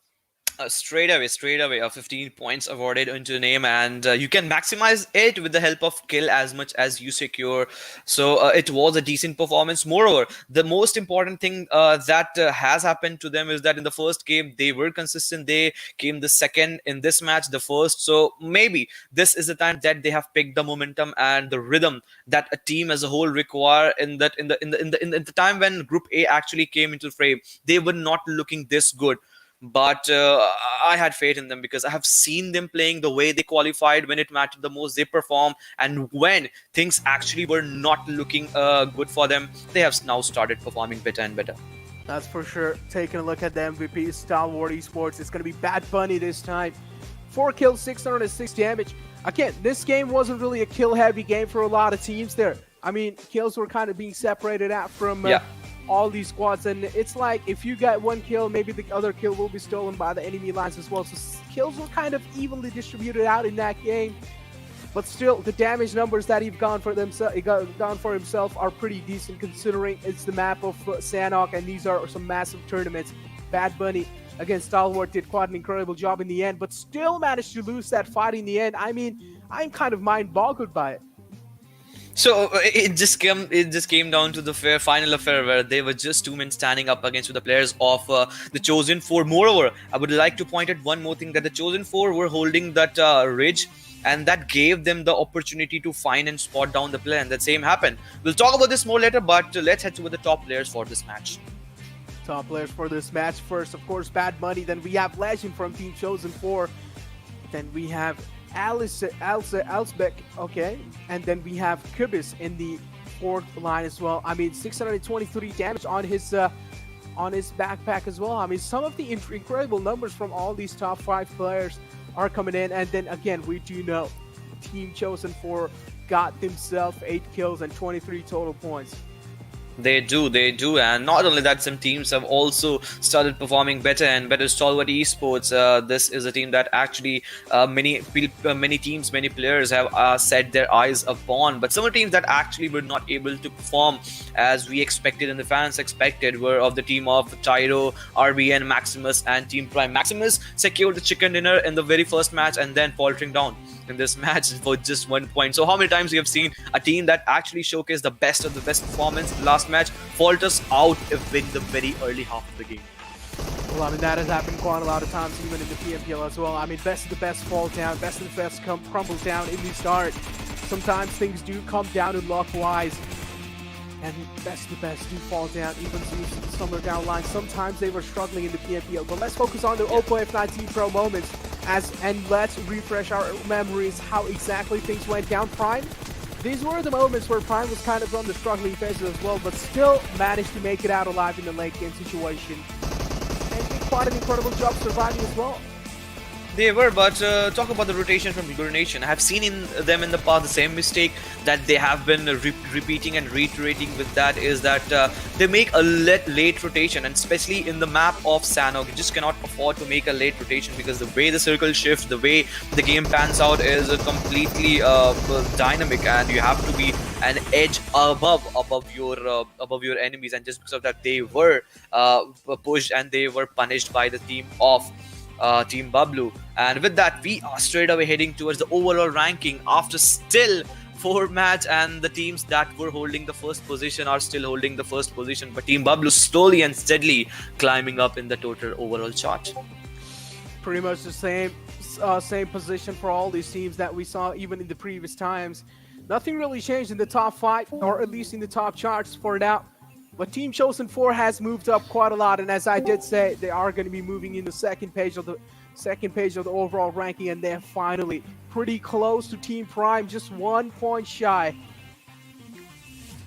Just 1 point, and there's not much of point difference if we talk about the difference and the void that needs to be filled by all these teams. If you talk about Stalwart Esports, they have also started making a comeback. The whistle has been blown by them as by the team. Other teams also talk about Team Tyro, TeamXquetta, but some teams need to work upon their strategies. And 1920 is the team that needs to work something upon them. Still, any team from I would say 12 to from this number or maybe to 32, a good chicken dinner into their number, into their favor, at least a 10 or a 12 kill chicken dinner can help them shoot the number, and straight away they'll be heading towards the top notch first half of the chart. Straight away, that is going to be happening. Black Demons again on 25th. I mean, this is the last page of the overall ranking, and all these teams are not really doing good since the start of semifinals, and they need to wrap things up. They need to be quick on their feet if they want to move up the leaderboards, because the games are slipping away from their hands. And yes, FD missed this match, but no sympathy. After 6 match on the second half of the chart with 30th position, this is something not the team as a whole must be happy with. But for now, the chosen 4 must be celebrating, as we have all the 4-man roster: Harry, King, Legend, Unknown. They are having some good time in this match. All I can say for them for today is that they have been consistent in both the matches. Be it about the placement point, be it about the kill points. They are just trying to come to the last zone and then try to go as closer as to the chicken dinner as they can, because a chicken dinner straight away awards you the 15 points.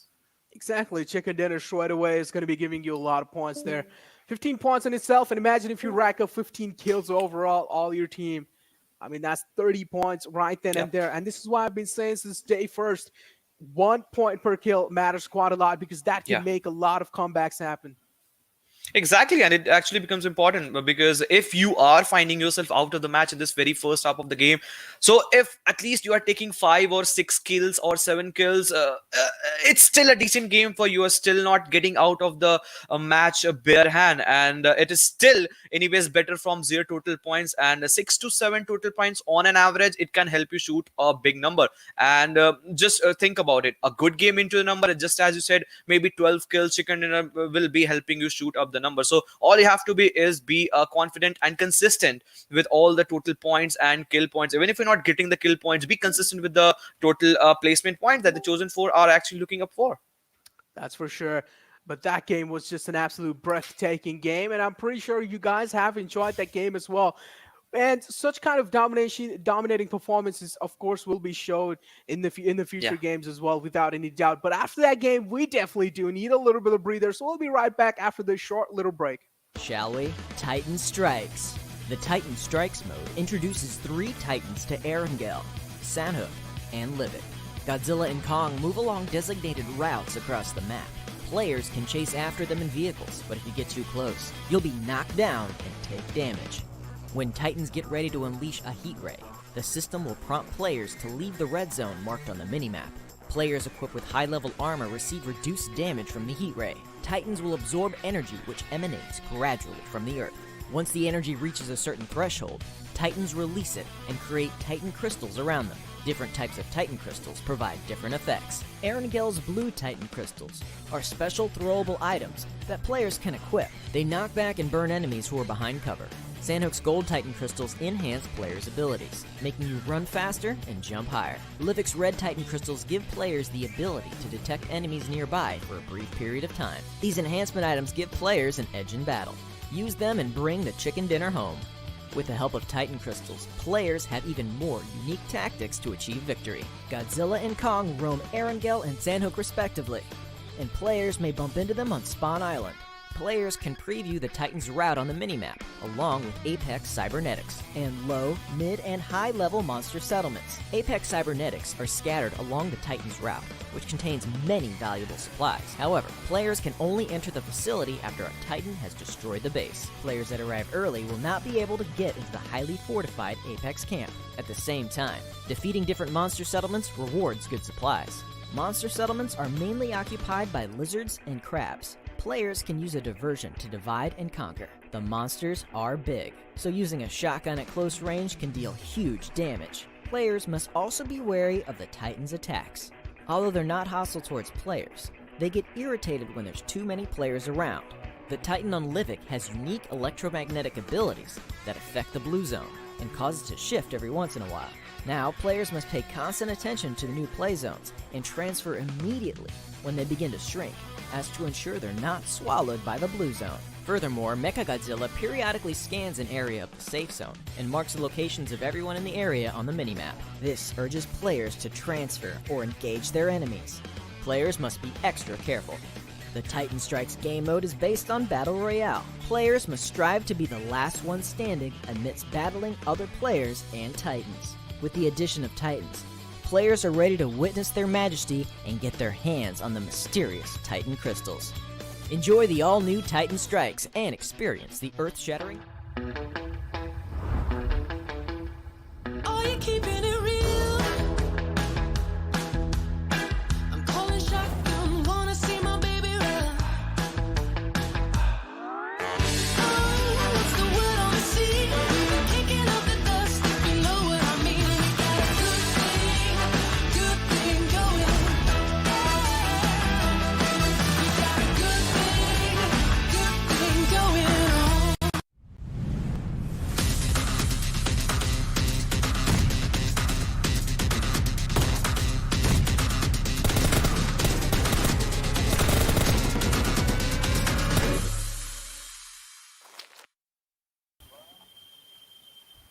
Hello and welcome back, ladies and gentlemen, to PUBG Mobile Campus Championship Pakistan region, sponsored by Oppo F19 Pro. Power up your game. My name is Phoenix Shivan, the stylish haircast, and alongside me is Ankit Sharma, aka Switch to Mac. I have one question for you. Before that, we have the plane trajectory in front of us that starts from the Loch Oberera side towards the eastern side of the Loch Oberera and ends towards the Porto Pariso. So, yeah. Switch to Mac. Yeah, Puerto Paraíso is the city where the flight paths eventually end, and Shivan, you can see the flight path actually dissects almost the map of Miramar into two equal half. And what are your guesses about the circle shift, if we have to talk about that? Because yesterday we just saw an El Pozo and Montonuevo and Ladrilla side circle, so maybe if we take that meta out of this PMPS semi-finals, all in all, maybe circle can go towards the area of eastern side, because till now we have seen all the western side of circle. Yeah, you know what? But I would love to see a southwestern side circle, because you know what, Ankit, we never saw those type of circle in the final circle. Let's end towards the Chumasera side. We know that Chumasera is one of the most incredible area, but if you talk about circle, the first zone is literally kinda inside the center of the map, just favoring the Picardo, San Martin, Hacienda del Petro, Water Treatment, El Hazar, Los Leones. Every single part of Los Leones is inside the circle. But two teams, Team RBN and Fourth Generation, they decided that they're gonna land near the Porto Parioso, Parioso area, and we might witness early fights. So yeah, in the area of Puerto Paraíso, we can already see two teams, fourth generation, now up against the players of RB. And last match we just saw fourth generation clashing with Team Prime into the area of in the map of actually Sanhok. Now these teams have decided to jump off to eject into the area of Puerto Paraíso that is on the shorelines area. And so we just saw the circle. The circle has still the 90 to 85% of total land as a land, and the rest 15 to 10% of the total area in the water. So I'm still amazed every time the circle, because this map of Miramar is the biggest map in the history of this PUBG Mobile. And so why to put that circle in that water area? Still you have got that decent amount of land. Still just let the players play. Okay, that's a speculation from Ankit Sharma's side. But Ankit, I have one question. Your name, your IG name is Switch to Mac, but one thing, ladies and gentlemen, he has no MacBook. So why your name is Switch to Mac? Like when you don't have a Mac. So my IG name that has Mac in it has nothing to do with that Mac that you are referring to. And obviously I don't have a Mac or a MacBook, but I would love if you give or gift me with that. But yes, this Mac has actually come from there is an Indian movie, there's a Bollywood movie that I've watched, and in that Mac there was a nickname of this Mac, and that Mac has been clubbed with a player that I used to admire a lot in my past, in my early days, in my childhood days, and that Oh. was named as Viper. So I just clubbed the name, and it fitted me. It felt good to my ears, and since then I have been keeping this name. And moreover, my friends used to call me Mac after that. But what am I seeing right now is in this area, in this city, the team are battling themselves out in this very first half of the game. No sympathy. This time they are looking strong as they have eliminated one player, and maybe they are looking strong for now because till now they haven't done something good that can they actually be proud of in this semi-final, because they are on the third half of the chart and the two game have also not gone in their number. So maybe this is the time that Miramar can bring a change to them. Maybe every single time that there is one maybe, anything can happen. But for Generation, they secured one kill for themselves. Spotted down Shelby. Heather, come on. You have to take him down. Shelby also has one SKS, but oh my god. That is something crazy. But can do wonders with that rotation. Hellboy, he is also on 60% HP. So as his teammate Shelby on 30%, now it's again on to 75. The thing is, it's a long range fight between these two teams. But who's going to win this fight is the best question. So I don't guess the fight will be won by any team as far as maybe a player here and there will be picked off, because again, just watch at the positioning.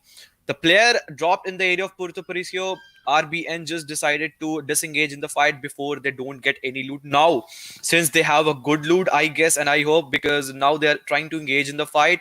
This is a long range fight. 4 players from the side of RBN in a split. And as I said, Hadi was picked off early. So maybe if one more player from the sides of 4th generation goes down, then will be the time that maybe RBN will go with a push. But they have to keep in one thing in the mind, that the distance is pretty much.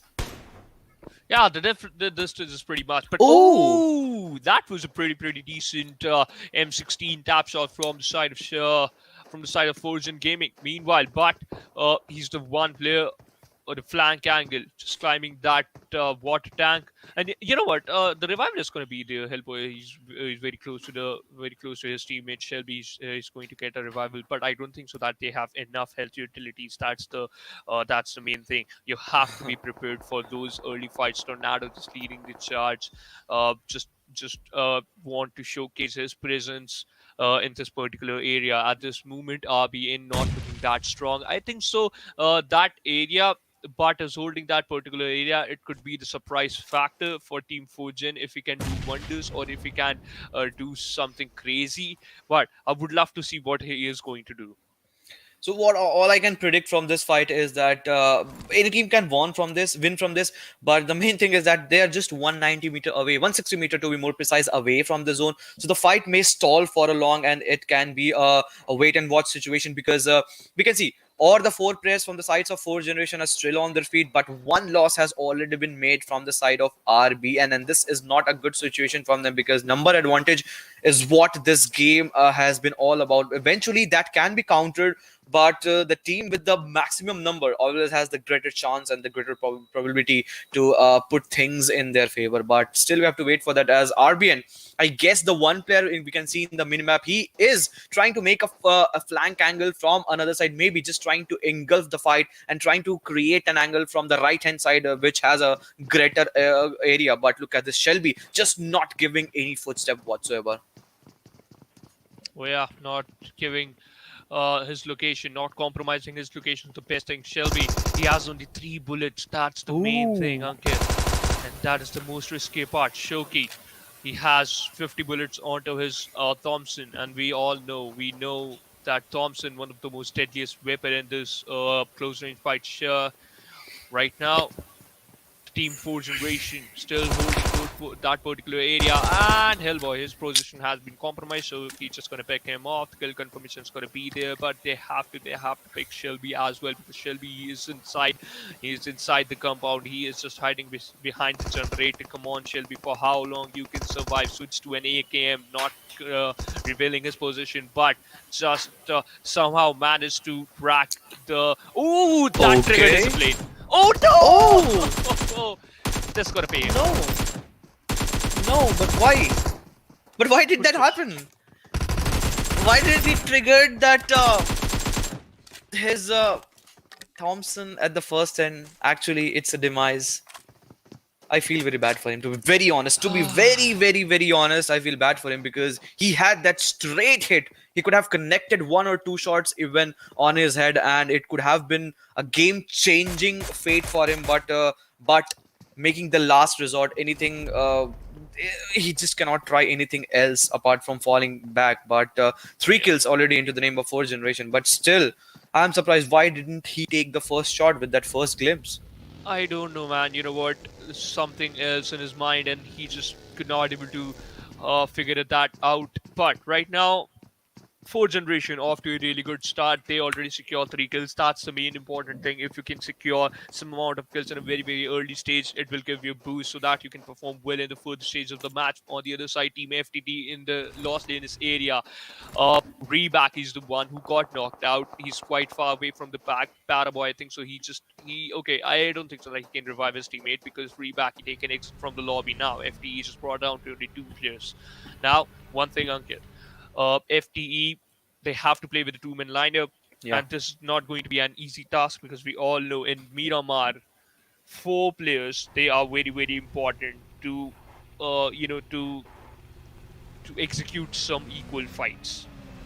They do. In every map, if you talk about the numbers advantage, this is the thing that most of the team looks at the very first point. And if you go with the number advantage in the last circle, we have seen in the past, in the last game also, and in any PUBG match, you see the numbers advantage, the team with that actually gets the most of the favor. And in that, somewhere FT is lagging for now, because 3 men already joining the match and 1 player Reback being eliminated in this very first half of the game. This is going to hurt their chances. Also, the chances of RBN, we can see on the top right hand side of the screen. On the right hand side, we can see RBN, the last person surviving, that is of But. But for now, it seems that the rest of the teams will be making an entry into Circle. Glory Nation, we just saw them running onto their barefoot, so they don't have any vehicle. They just need to find a vehicle, and maybe to the area of La Bandita and Minas, they will be finding themselves. But where do you think Circle will be going to make a shift? Because still now, we haven't seen any extreme or hard shift. So what are your predictions if they have to happen? You know what? It only comes down to the final speculations. But right now we have the airdrop 2, my bad, in front of us, and that airdrop you have an MK14 with a suppressor, with an AR suppressor, as well as a level 3 kit, not backpack, but still you can use those level 3 helmet and vest up to your best. If you can able to survive for too long, that's the main question right now. If you want to be in the top 16, you have to survive for too long. Because one more thing, ladies and gentlemen, I would love to say that the main thing is, if any team want to qualify for the grand finals, they have to finish in the top 16. Then they will compete for the massive prize pool. But right now, these teams are just doing the best, showcasing their best performance. If we talk about Team Bablu, still leading the charge in the top 5 in the overall ranking. So I have a great expectation from the side of Team Bablu. If we talk about Team Bablu, expectation every time it rises, and if they are in this barren island, this desert, this sand, things are gonna be tilting in their side. And we saw them making things happen surely in their favor when Group A was actually fighting against the Group B in the very first day of the semi-finals. And this is a game that might go into the number. Last game they started making a comeback, and this is a game that they have to make themselves up for them, because every time Bablu plays in the Miramar, they are a different level. Oh yeah. They always, they are at a different level every single time. You just mentioned the perfect thing.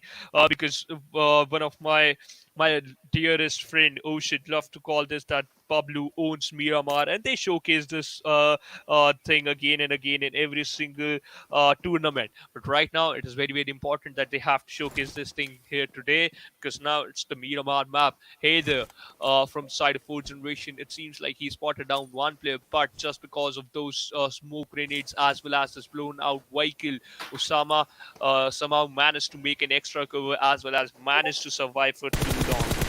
But for how long? That's a question because he has been abandoned by his teammates, and the one teammate that's the second last man surviving from his team, to be more precise, has actually abandoned him. But the question is answered in just 5 seconds, as the knock has already come into the number 4 generation, looking very strong after pulling things against one team. They have now head up onto the players of FTE. The last man surviving from their side is Paraboy with the help of Car 98. This is a long range fight, and everything now lies on the shoulder of this Paraboy. Still no kill already into the number, and they have faltered out in the first 2 matches. He just need to get that important placement points, else he will just have the last opportunity, and the match will be the last match of the day, and obviously the Erangel. Yeah, obviously the Erangel map.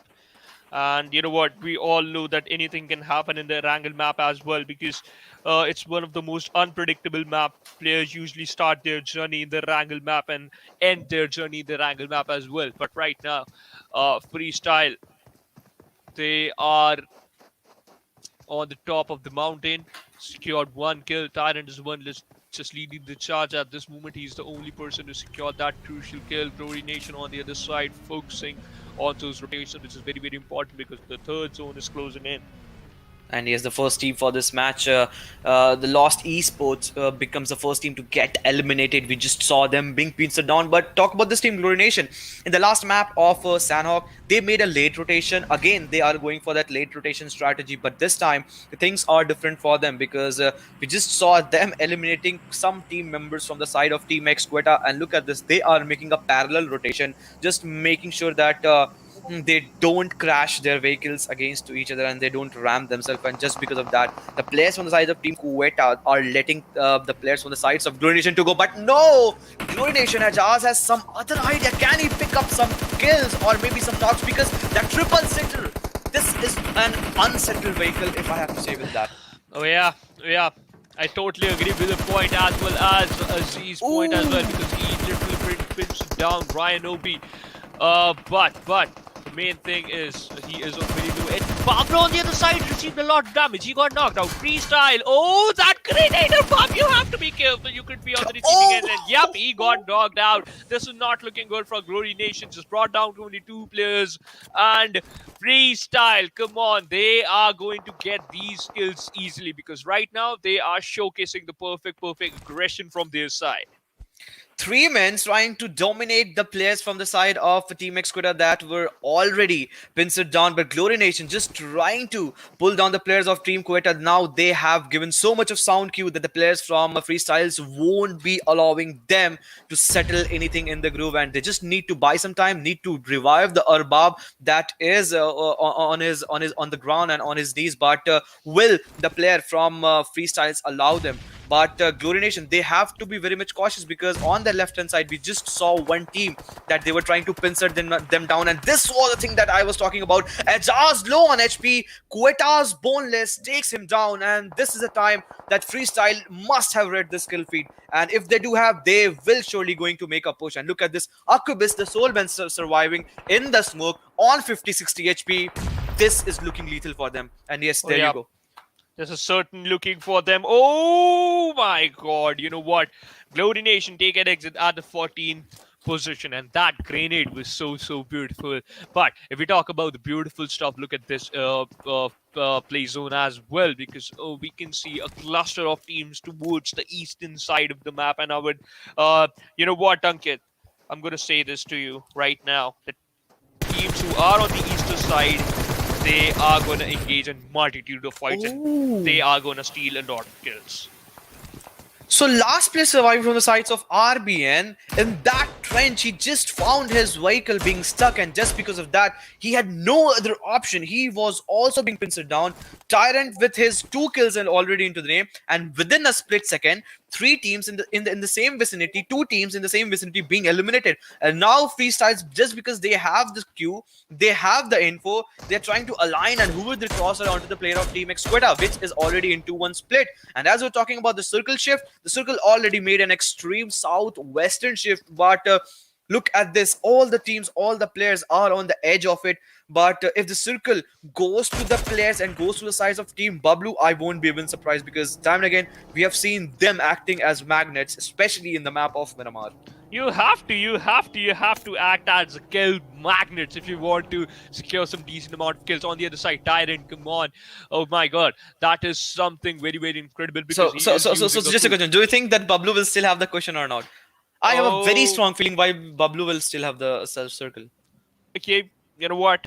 Only time will answer my question. Okay, so we can wait for a couple of minutes, right? We can wait for a couple of seconds and we'll get to know that if you're right or if you're wrong. But I think so, the circle is going to take a centralized shift and FS. Oh, Bablu in the dead smack center of the safe zone. And What do you have to say about my prediction, my friend? You know what? It is right. I was about to say, man, it's the luck factor, but yeah, you were right.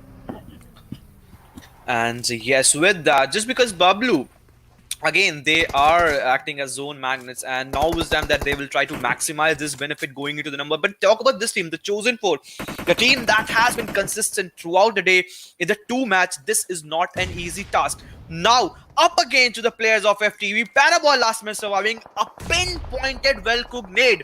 Everything from the sides of C4 King is what we are witnessing, and also he has an MK14, so maybe we can see that action in the last circle if this team goes down to that line. But they are making a weird sort of rotation because they have to be very much cautious, because one team is straight away onto the number as no Sympathy. The Alien goes down with that MK14 comes into action.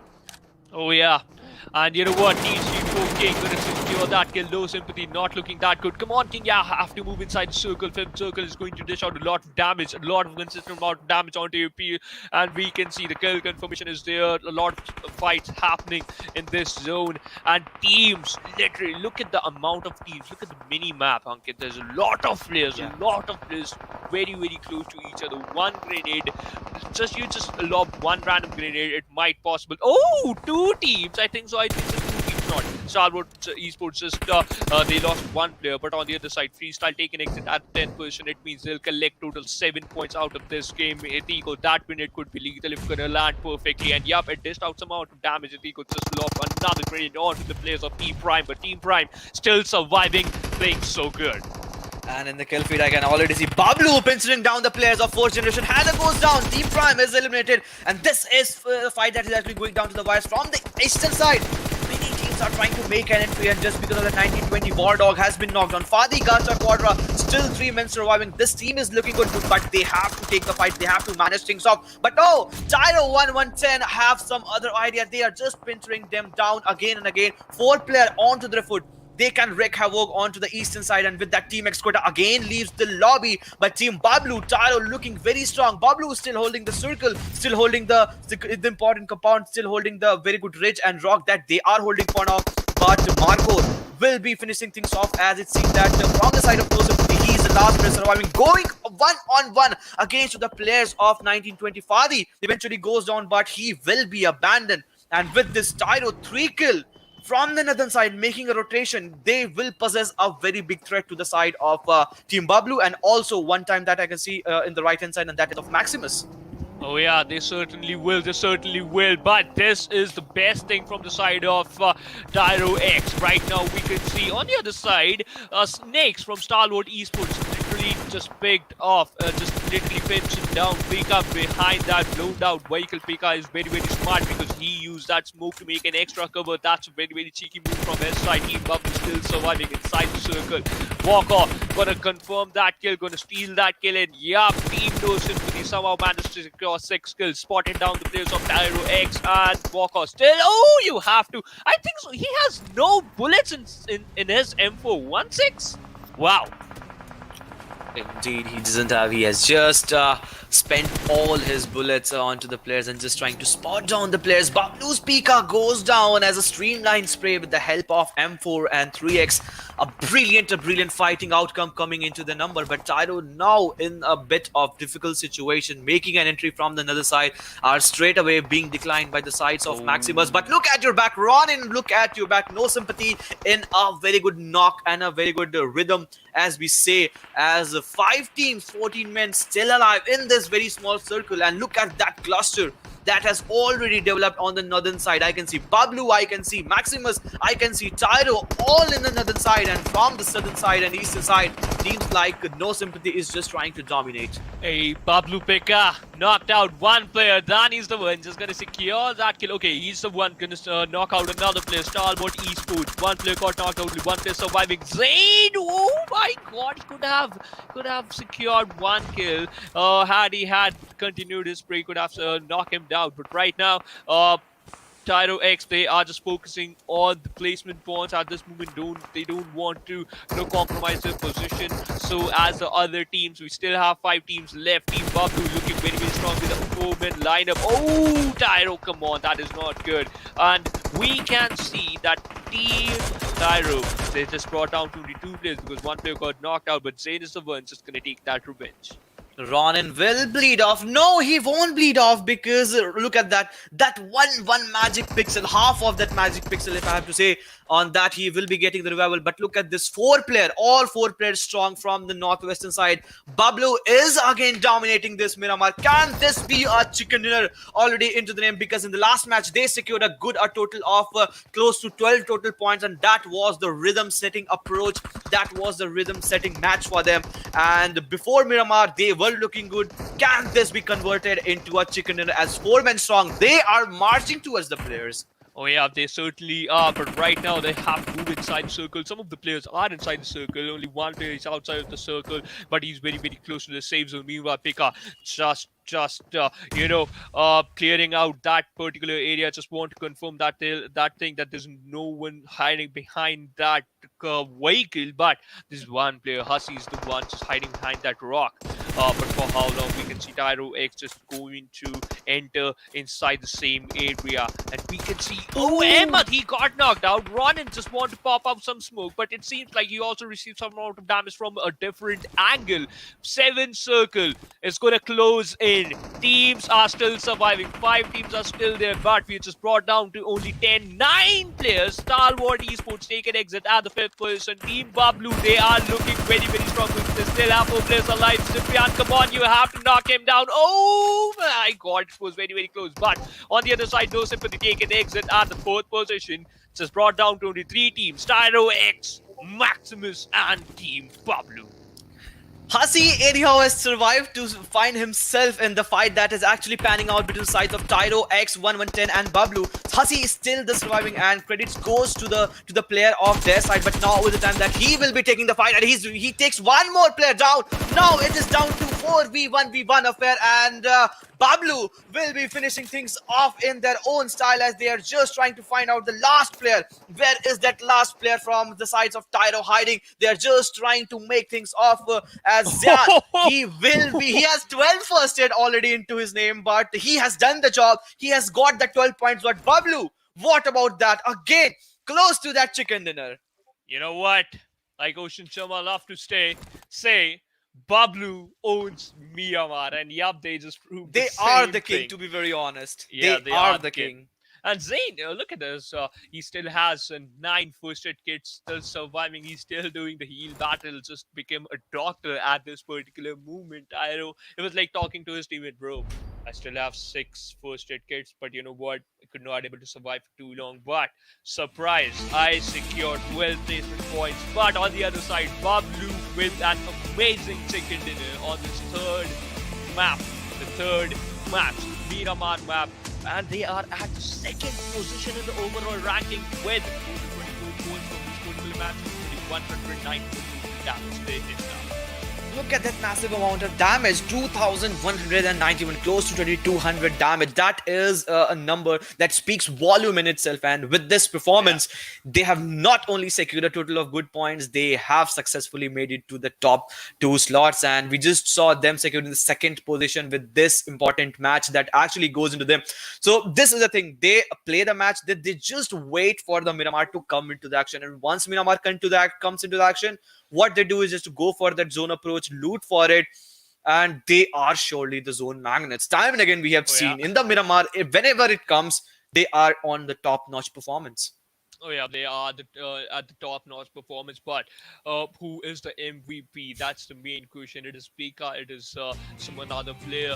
We will have to see. But okay. Caos is the one just gonna get that most valuable player title.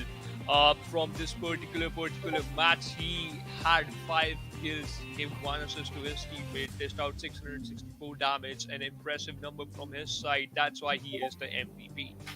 So Stalwart Esports actually took an elimination in the latter half of the game, or maybe the mid last stage between that. But still, Cairo with that a good approach coming from their side, still getting that MVP name into his name, and just because of that, that he has 3 more kills than Pika, as Pika, the player that actually made it possible again for the sides of Team Bablu, has 893 or total of damage, 2 kills already into his name, and a survival time of total of 25 minutes 7 seconds. This is impeccable. Yeah, this is certainly impeccable. But you know what? The highest amount of damage, Pika dished out the highest amount of damage, approximately 900 damage amongst other top players, and this is the best thing we can see. He has only 2 kills, but still the amount of damage he's dished out is also incredible. But I would love to see the match ranking, and that's why we have the match ranking in front of us of this game 3. No Sympathy, they secured the second position. They secured the 4th position, but still they are in the second position due to the amount of points. They secured total 16 points on the second position, Cairo X 110 on the third, 15 points. Stalwart Esports on the 4th position with total 14 points. Maximus with an amazing outing on the 5th position with total 11 points. So yeah, anything in the double-digit mark, a total of point that the team secure is a decent point, is a consistent point, and just because of that, we saw Stalwart Esports in the last game. They came the second in that match in the map of Sanhok. In this match also, they did secure a total of points. So this is something that Stalwart Esports has been doing consistently well. But some teams that have really faltered is of FTE, RBN, and Lost Esports. And the last game, that will be of Erangel, and I'm sure that they will be making a comeback, as some teams have started blowing the whistles, and we have already saw team like No Sympathy in this last match. After a bad run, they have managed to anyhow secure a good points, a total of good points, and that will be helping them secure a total of good lead. You know what? One thing I just want to mention, Pika almost just out 900 damage. He was just shouting to his teammate that, guys, you stole my kills. I was the one who dished out a lot of damage, but still, it's part of the game. You gave a lot of assists. You helped your teammates a lot. But Freestyle, you know what? We can see at that position, Freestyle literally used that third party to his favor. They were so perfect. He goes to at that moment. I thought they are going to face an elimination, but just because of the manpower, they were so good. And there was a time when Pika got knocked out. He was hiding behind that vehicle, so the revival it was easy, and that's why they were so strong. Because when they are forced to take some fight, talk about Team Bablu, when they are forced to take some fights, they will always stand aside, and they will always came up with an answer. That's why they secured the second. They did, and with that, we are still having the overall ranking. QWERTY with still 4 match, and look at this. He still hasn't been, no team hasn't been able to trespass with the total of 106 and lead. Maybe with the last game, if the team Bablu, the way they played, maybe they will be able to trespass them, but still 3 match void is what Team QWERTY will be fulfilling once they come into the frames. Claire still holding the angle, but look at this: Stalwart Esports, Maximus, Freestyles, all the players from this day playing the 7 match, holding that top 5, top 6 slots. After this amazing match, Team Bablu somehow managed to secure the second position, but still, despite of the fact TeamXquetta just played only 4 matches, still on the top. That's an amazing thing. But if we talk about the second page of the overall ranking, the chosen 4 Team Prime, NFP Sky, these are the 3 teams who have 1 chicken dinners or to their name, but still on the second page of the overall ranking. But still, you are so secured. Your position is still secured because only top 16 teams will qualify for the grand finals. They are doing good. So as the teams of Glory Nation, Tyro X, Lost Esports, but things will get a little bit deadly here because this is the third page of overall ranking. The teams who are on the 17th to, if my math is not wrong, towards 34th placement, you have to work on your game plan because now the amount of matches are less and the pressure is very high. As the match starts decreasing, the pressure will mount up and it will flare up on their head if the team actually doesn't showcase a performance, and at the end of the day they will find themselves in the top 16, else none other spots are safe. And because of that, teams like No Sympathy, just in the last game they started making a mark for themselves from the 4th half of the chart, from the 25 to 32. They have shot themselves in the first half of the chart, and I'm damn sure that they will be looking to make at least in the top half of the chart from 9th to 16th, somewhere down the line. That will be helping them to get some confidence there. But Team Bablu again ruling the Miramar, and again we have seen this team, these players performing at their level very best. Look at this, 3,156, the total damage that Pika is able to dish out from the 7 matches. So this is the number that is actually caught my eyes. Pika, this is inhuman reaction from your side, to be honest. 3,156, oh my god, 12 kills secured from his side. But Teen Bush is the one who has the highest amount of average survival time, and he has the highest KPM as well. And KPM, what is this? What is KPM? The thing is, it's kill per match. If you have the highest amount of KPM, you are one of the best. But still, you need a better team. You need a better team to be the best. If your individual gameplay is awesome, your squad gameplay has to be legendary. So that, but just because of that, you could be in the top 16. That's why we can see these teams who are in the top 32, they are performing so well, literally showcasing one of the best performances. I literally loved this Miramar map. They did. We just saw them performing, and as you mentioned, the kill per match, as it increases, eventually you find yourself team in the very top notch and in this very top half of the chart. And just because of that, the teams in the top 5, they have been consistently playing well. But we just saw the overall ranking, and there is not much of a difference from the point table if we see from that 16 to 17, 18, 19, and above also from 12 to 16. So any of the team from the third half of the chart, from 16 to maybe 24, does have the potential to make a comeback in this last half of this in this match that will be of Erangel. Yeah, I totally agree with the point. But after this amazing match, we need a little bit of breather. We'll go on a short break. Coming right up, it's going to be the last match for today. Just like in the movies, let's learn more about the all-new game modes, shall we? Titan Strikes. The Titan Strikes mode introduces 3 Titans to Erangel, Sanhok, and Livid. Godzilla and Kong move along designated routes across the map. Players can chase after them in vehicles, but if you get too close, you'll be knocked down. Are you keeping it real? I'm calling shotgun, wanna see my baby run. Oh, what's the word on the sea? Kicking up the dust, you know what I mean. We got a good thing going. We got a good thing going on.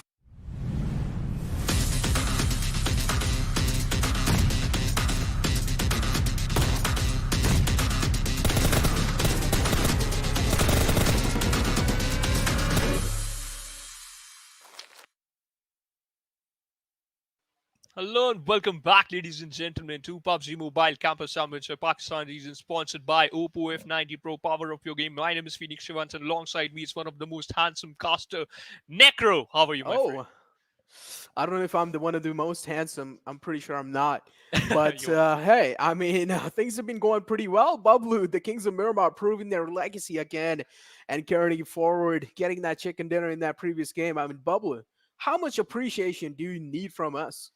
It's always less, you know what, the way they play, the way they aggress, the way they always secure a chicken dinner in the Miramar map is incredible. But before that, we have the plane trajectory in front of us. It starts from the George Pool area and then towards the southern side of the military base area. And I'm sure, Bablu, they are gonna drop down towards the northern side of the George Pool city.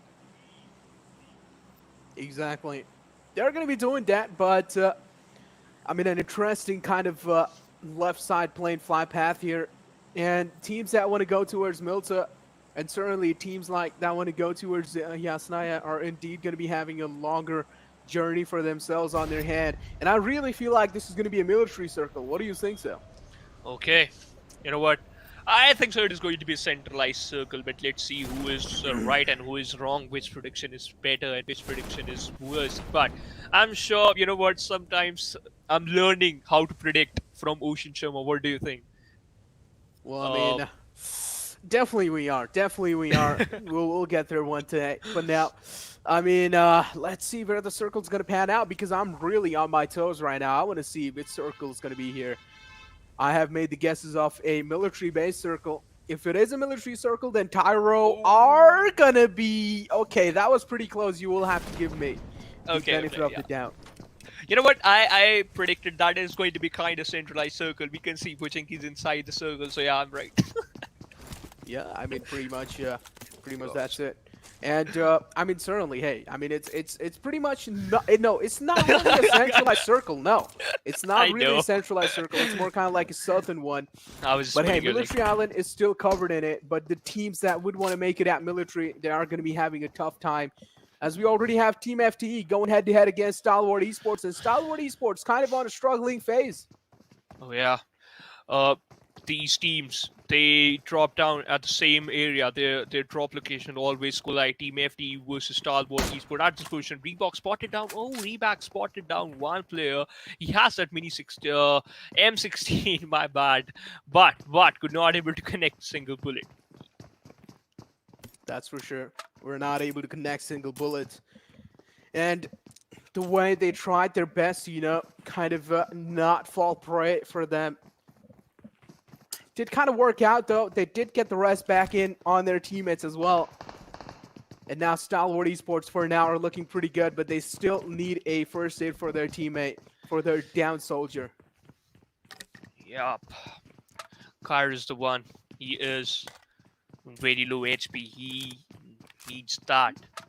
You know what? Health utilities ASAP. Okay, he just healed himself up. He's on 75% HP. But I don't know why FTE is still holding that particular area. That passive approach from their side, it's still there. But on the other side, Stalwart Esports, the player are still looting those individual compounds so that they'll collect decent amount of loot. And Cairo, oh my god, you found a jackpot. An M16 with a lot of M for 5.56 bullets. He did find himself quite a lot of jackpot right there. Stalwart Esports do realize that there's one more team right in their next line as well. FTE being the one. Need to play as safe as possible. Pablo, though, he's going to be a Spider-Man for now, jumping on rooftops like it's nothing. Reback does hear those footsteps going in as well. And he does know what exactly is going on right now and what exactly Stalwart Esports is planning out. Oh yeah, Reback. Just using that smoke to make an extra cover. So finally, the team FTE, they're ready to take some fights. Okay, that is a bit risky move. Reback inside the compound. He has S12K, one of the best shotgun in the PUBG Mobile. But you have to use it perfectly if you want to knock out one player. We can see teams are using. Oh, that was a smoke. I thought that was a frag grenade. But yeah, Reback still surviving. Reback still surviving, doing pretty good. FTE does hear quite a lot of chaos around them. Does hear quite a lot of footsteps as well. times, a lot much more sound cues can definitely confuse you as well. Usma not really able to connect any shots here and there though, but Bunny kind of spotted out as well. Did find himself that building as a temporary cover reback, quite in a tricky spot here, taken down as well. And now Stalwart Esports trying their best to retaliate back in style as well, but FTE in a real tricky spot. Pablo almost gets taken down as well, just such down to low HP, and he will be taken down finally by Usma. Oh, yeah.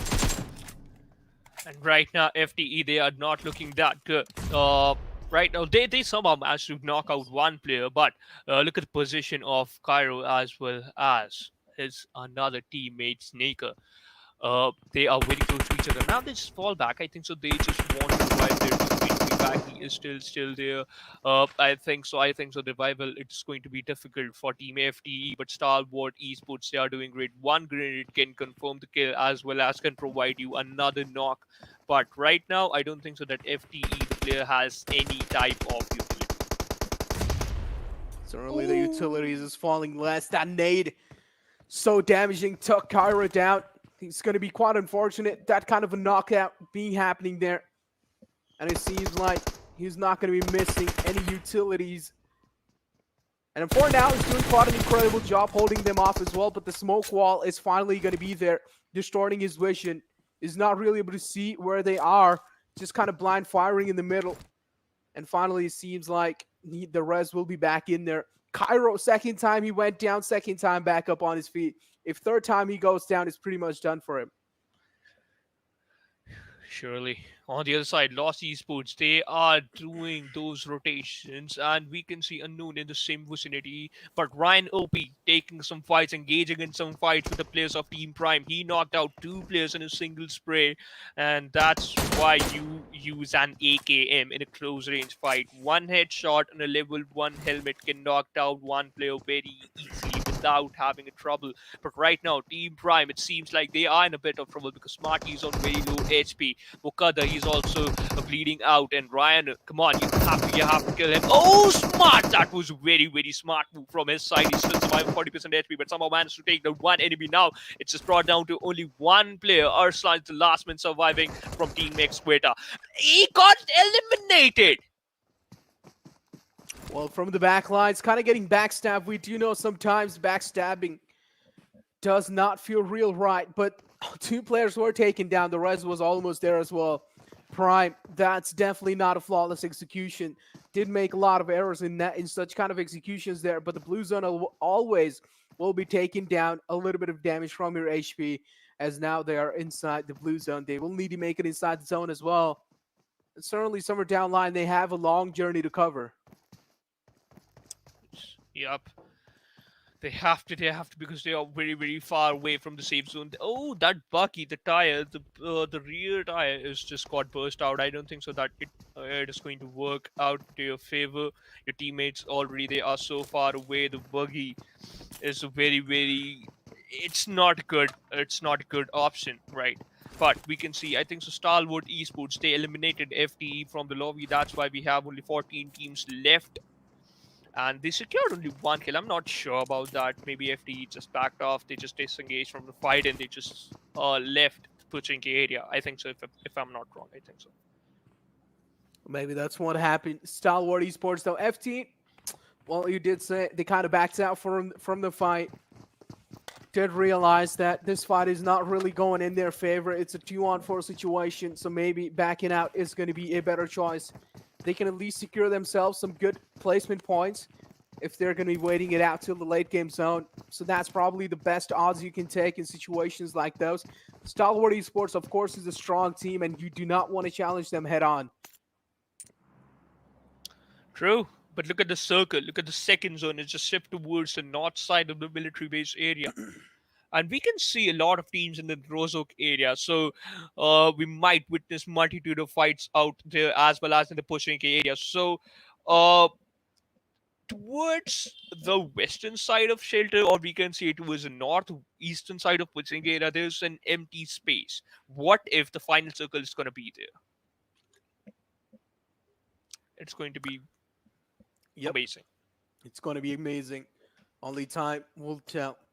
But now MT49 finally on the map made its presence. Of course, the 100 bullets in the magazine, as I like to call it, the lawnmower.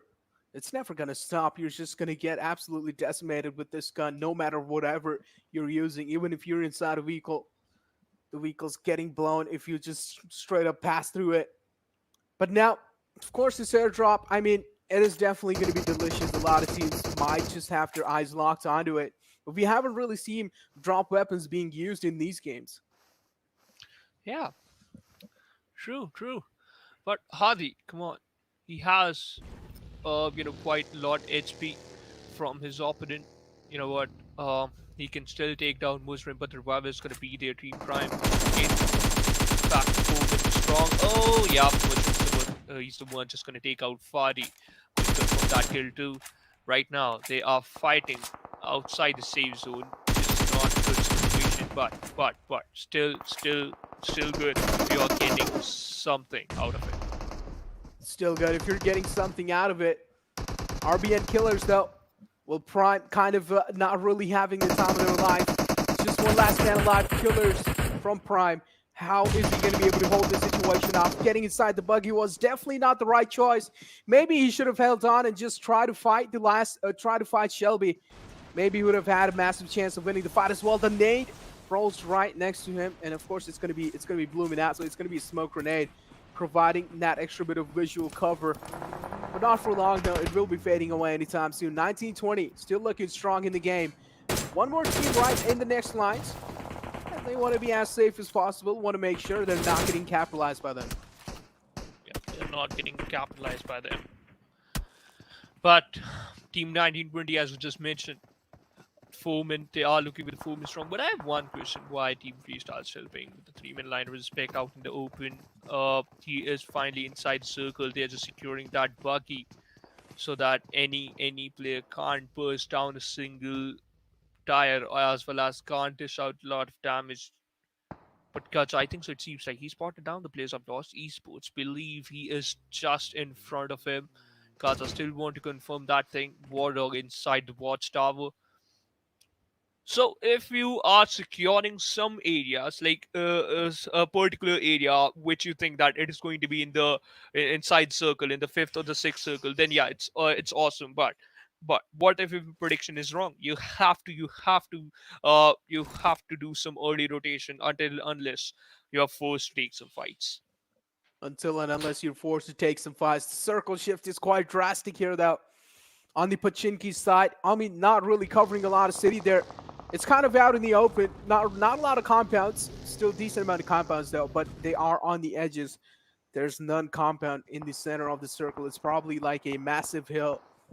And this is going to be interesting. The teams that like to go and secure the center of the circle, including Bablu, what kind of compound are they going to be choosing for themselves? I'm not sure, but you know what? They have their cards. You know what, they can do whatever they want. But right now, I'm still waiting. I'm still waiting to witness some fights because we can read the kill feed. 4th generation, they are engaging in some fights with the team RBN, but we are missing that fight. I'm eagerly want to see those fights, man. I'm pretty sure you want to see those fights happen as well, and including me as well. Lost Esports, though, kind of this little shack for themselves. Even the house right in front of them, they have gotten that on their name as well. So for now, maybe looking a little decent in this situation, but 4th Gen is definitely not looking good. As Gaming, the last man surviving, did find himself a knock, trying to retaliate back in style as well. But RBN here kind of separated out from each other, so their position is still anonymous to Gaming, at least for now. Sure.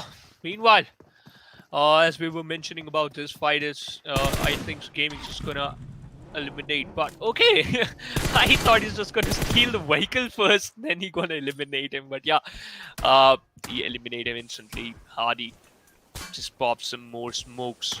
He's very close to the UAs. If any player just decided to burst down that vehicle, then Team RBN might get eliminated from the lobby. But still, it is required to give a revive to your knockout teammate.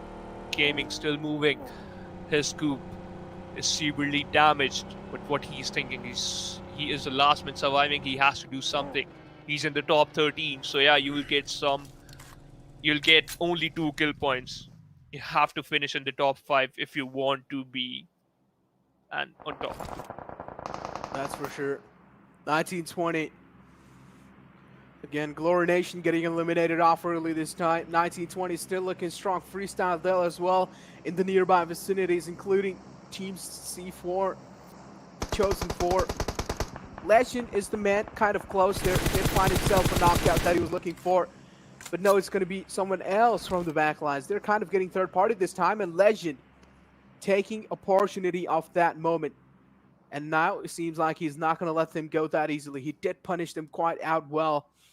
And now it seems like 4Gen Gaming as well. He does know Team C4 is right above him, and he wants to punish them as well. But certainly it's not going to be that easy of a job because he's the last man surviving for his squad. Yeah, certainly is. Oh, Stalwart Esports and Cairo, he just walked into a death trap, and yeah, he got severely punished. Well, we're seeing quite a lot of errors being made from the side of Cairo there, and we do not expect such kind of plays being made from Cairo. That's kind of being careless, especially when you're evading a building. You need to make sure you're being as safe as possible. You're scouting the building out from a longer range, and then only maybe try and get inside the building. But those kind of errors, I call them some rookie mistakes. Yeah, sure. Oh, Smart just enjoying this thing that they secured 1 kill. But you know what? Look at the position of Team Bablu.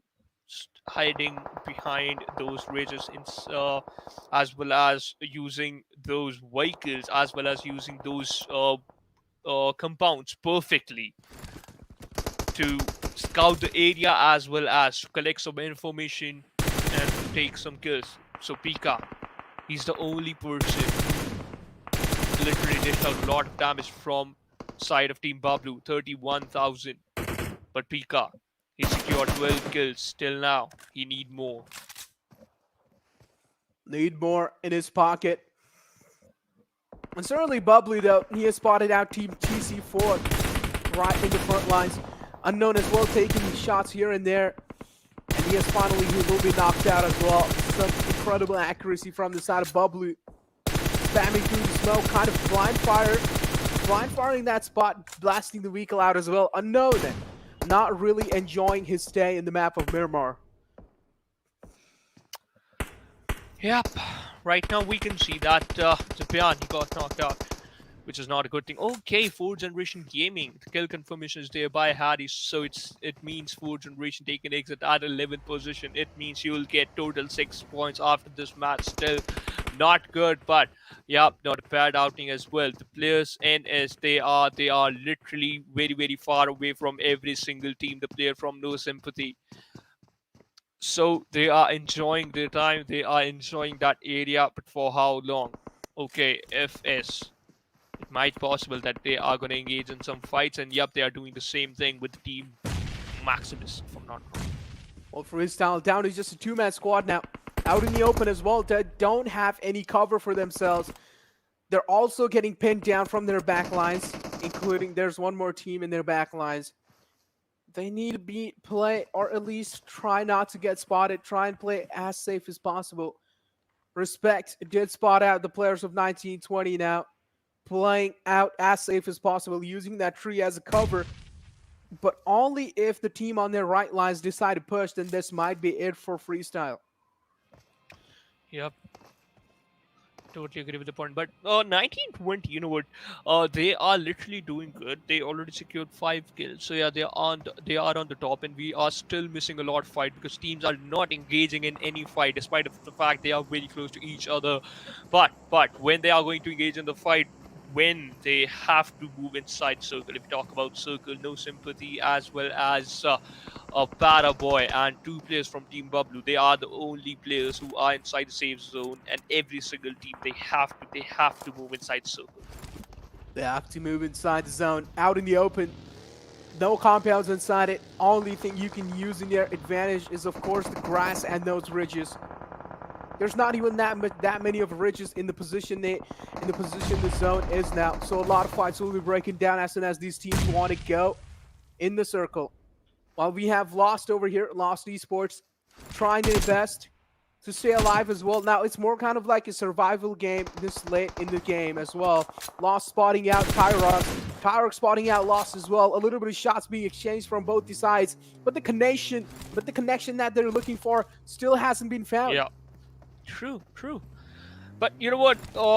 Just waiting for that perfect movement is also important. Right now, Tyrant on the other side just knocked out one player, and Quadra just gonna knock him down because Tyrant, he revealed his position and he got eliminated from the lobby. It seems like freestyle, just only one player survived, could not able to survive, could not able to collect a single kill point. So yeah, this is not looking good for this team. And Unknown, he is very happy because he got a surprise gift from the PUBG god. He has one airdrop in front of his eyes. Team Bablu, one grenade. Teen Wolf or Pika, if he decided that they're gonna land a perfect grenade, if they lob a perfect grenade onto them, onto the players of Tyro X, they'll enjoy some free kills as well. They'll enjoy some free kills without a doubt. Bablu, TC4, spotting one player out. Harry taken down. And it seems like a little glimpse of his body is going to be enough for him to take him down. Bablu, though, seems like the domination from this team is starting again. They have been proven pretty much unstoppable since the previous game. Maybe they will carry the momentum forward in the map of Erangel as well. True. Oh, the Chosen 4 taking exit at 10th position. A bad outing from their side. Tyro X, without kill point, got eliminated on the 9th position. Freestyle, one player still surviving. Team FTD, they have two players surviving, 3 kills onto their name. 1920 War Dog, he revealed his position. That's why he got knocked out. Freestyle, the player is outside the safe zone, and okay, he is barely inside the circle. So yeah, it's a good thing. But 5th zone, definitely gonna throw a curveball onto him.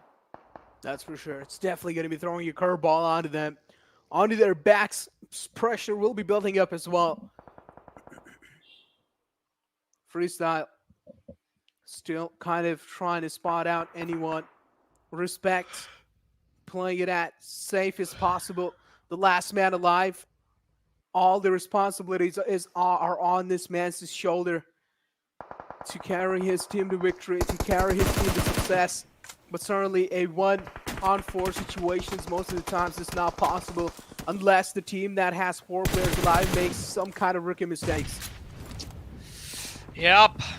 But now the tables have turned. Team Bablu, they are on the top because of the survival stats. They secured 4 kills and the 4 men are still surviving. Oh, that's a risky move. Wow, 1920. They used that perfectly, but Wardog, on the other hand, he also got knocked out. A lot of fights happening at this moment because now teams are forced to move inside the circle. Despite his position has been compromised. So smoke is the only thing which is providing him the cover. But for how long? It's the question. As the smoke fades, trouble will be crumbling onto him. And take a look at this weak ramp. Right on his teammate, kind of out in the open, not really being scared of anyone there. I like the bold decisions from this man, but the rotation from the side of Bablu has already been made, and this is quite a brilliant play. Those 2 knockdowns now, they pretty much knew, okay, they're gone. We can either use them as a distraction for all the other teams to shoot on them. Yeah, that could be the part of the plan. Right now, you know what? I don't think so. The revival is going to be there because Teen Wolf, he is pretty far away from the team. We can see if he is 20 meters or 15 meters far away from the players, but still in these type of circles, it's quite a lot. Because teams, they are going to pinch you down, they are going to spray some shots, they are going to exchange some bullets, and that's why Team Wolf kill confirmation is there. Team Bablu just brought down to only 2 players, and Team No Sympathy. Finally, they are showcasing the perfect performance. Yesterday, as well as when they played their 4 matches, they were struggling, but right now, from the last 2 games, they know how to perform. They know how to play. Lost Esports, 3 players alive in the game. Then we have NSX with 3 players as well. It's pretty much an equal competition between these 2 lads. Then we have Bablu and Stalwart Esports with 2 players each. This is going to be an interesting competition. This is going to be an interesting thing to witness because If the circle shifts towards the lad that are on the hilltop, then all these teams that are on the bottom will have to struggle a lot. Yeah, you know what? That 2+2 split from the side of Team Bablu literally just punished him, not helped them a lot. It just punished him. Right now, that's why they just brought down to only 2 players, 7 teams still in the sixth circle. Teams are hiding behind those trees, those burst down vehicles, still waiting when they have to move inside the circle. And the fights are not happening at this moment. We can see that the teams are still holding, right? That aggressive approach is still missing from this final game. Yep, pretty passive gameplay from all these lads. Pretty safe gameplay, as we like to say. They don't want to give their frags away, that's for sure. One team definitely knows that there's Stalwart Esports right on the front line, and that's a beautiful spray from his side as well. But Stalwart Esports taken down and dusted on 6th position. Unfortunate stuff. They needed to make it inside the circle as well, and they didn't really have any choice. No sympathy this time. Seems like finally they are making some moves on leaderboard. That's a good thing. That's a good thing. But you know what? No sympathy. Only Zeus is the last man surviving, and he has a lot of pressure onto his shoulders. Team Bablu, my oh my, Sibyan. Wow, he is doing a lot of job, secure 2 kills, and we can see that Zibian, he's the one onto a different direction, moving towards a different direction, as well as Dani. They both of the players are covering one angle, 2 different angle basically. Psycho, he has been taken down by the blue zone. It means Maximus taken exit at the 5th position. Only 4 teams alive. NSX, only 1 player surviving, 1 player got knocked out. I don't think so that Revival is going to be there. I don't think so either. Going for a revival such late in the game, it's definitely a risky choice. But now it seems like no sympathy had all the cover in the world as well, and there was no one near them. They realized that fact, that they even have the higher ground for themselves achieved. So this is, of course, an interesting turn of events for them. But still, we have Freestyle right next to them, and then we have Bablu as well. 2 1-on-1 situation against each other. Bablu, all he needs to do is just take a look on his left side. Lost Esports players right there, iconic. Are they going to be spotting each other out? They're moving quite close to each other. This is where finally the snake battle breaks down. Oh yeah, but kudos to respect. Kudos to respect that he is still surviving for his team. I remember when he lost the other 2 teammates at a very early stage, at the middle stage as well, but he is still somehow managed to survive in the top 4. But no sympathy, Zeus. They have the height advantage, but respect. He has the position, man. That's the main thing. The position advantage, of course, did get him there. No sympathy, did not expect him to be there. Unfortunate moments for him, that's for sure. But the way he's moving on the left lines, yes, exactly, this is what I was saying. He will be spotted out by the players of Bablu, taken down instantly as well. This is where finally the silence breaks out. Finally steps out as well. Respect taken down by Bablu without any trouble. Iconic, the last moment alive. Seems like Bablu do have a little bit of clue over where he is, and he will be taken down as well without any trouble. Bablu getting that chicken dinner in their hands again. Back-to-back chicken dinners, baby. This is what I like to see. And Bablu showing their domination again in the game. And I am left absolutely speechless with the way these lads have played the end situation out. Did realize the fact that it was more kind of a squad situation. So now they were like, okay, let's tone our gameplay down a little bit. It's time to play safe.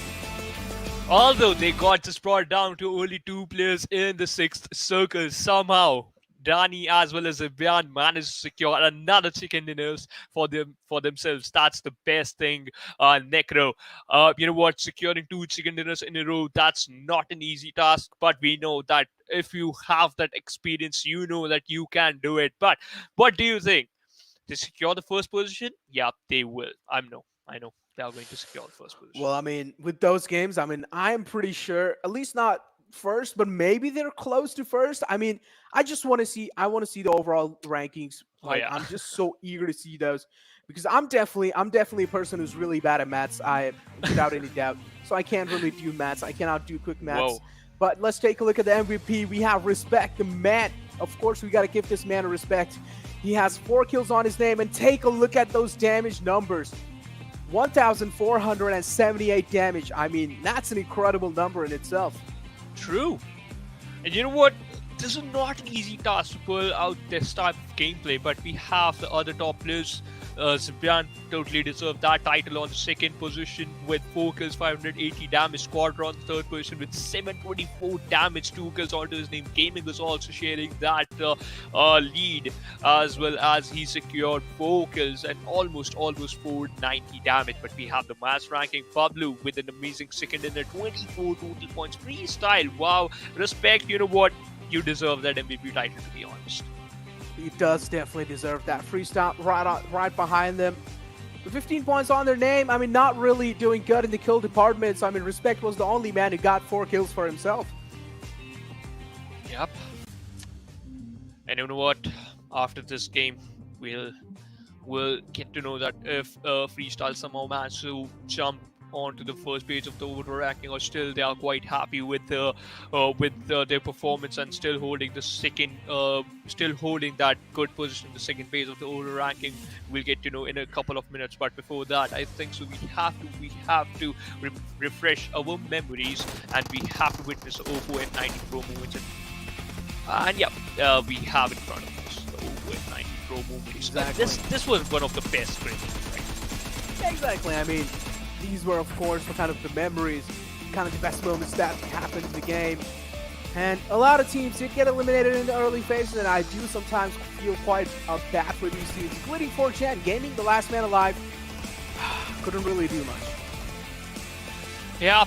And you know what? At this moment, when the chosen 4 got, I was talking about this thing, 2+2 split. I thought this is not going to work out in the Bablu favor, but Bablu, they know how to perform well in crucial stages, how to perform well in those last circles, how to came out victorious in those deadliest moments. And this was the final kill from the side of Team Bablu. Freestyle, when they got eliminated, the final kill just got confirmed by Dani. And Team Bablu, as I just mentioned, they are at the first position in the overall ranking with 126 points and 3 chicken dinners on their name. Bablu took the lead away from Team Cordy, and I'm pretty sure Team Cordy is not going to be happy. The Kings are not going to be happy, and I'm pretty sure they won their throne back. So it's going to be an interesting affair next time to see how these guys are going to be getting it back. I mean, I'm interested to see. 4 games are still in Team Cordy's hands, and I'm pretty sure getting that top 1 is not going to be that tough for them. 4 games, they can get 20 points easily. Yeah, they will. They surely will. But now, if we talk about the second page of the overall ranking, as I just mentioned, I would love to say this again, that these teams are quite happy because only top 16 teams will qualify for the grand finals, so they are happy with their performance. Teams like Stalwart Esports, NFP Sky, and Team STDX, they just played only 4 matches, but still on the second page of the overall ranking. That's the best thing. 1920 Esports, Glory Nation, RG70, Team RB and TS, Chaos, Rulesbreaker, G69. You have to do something crazy. They just played some teams just played only 4 matches, but some teams already completed their 8 matches. Exactly. Few teams have already completed all 8 of their games, and I want to see in the next groups, how these teams are going to be panning things out in their favor. Especially, I want to see Team Cordy back in action, because I'm pretty sure after taking a look at these overall rankings, Team Cordy, especially Khan the IGL of that team, is not going to be happy. True. But we have the team card of Team Bablu.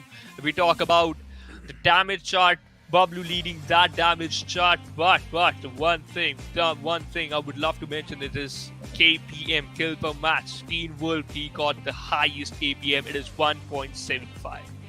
Exactly, 1.75. I mean, Teen Wolf, of course, he's a wolf, you know, he's an absolute wolf. He goes for them, he hunts them down, he tears them apart, and he shows them their place. But now we have the kill leaders over here. Wolverine on the top with 18 kills on his name. even though they only played four games, Wolverine is still your kill leader over here. And this is what proves Wolverine is a Wolverine. He is unstoppable. Then we have Respect on the second place. Respect, absolute respect for you, man. Well played. The previous game, you got almost 1.5k damage. Hats off. Oh my god, almost 4,000. We can say that. You know what? It's not an easy task if you're just playing against one of the best team from the Pakistan region. They were literally playing so good throughout every single match. Now we have the best 32 teams in the campus championship, and they are literally performing so well. The way they played was so good, Necro.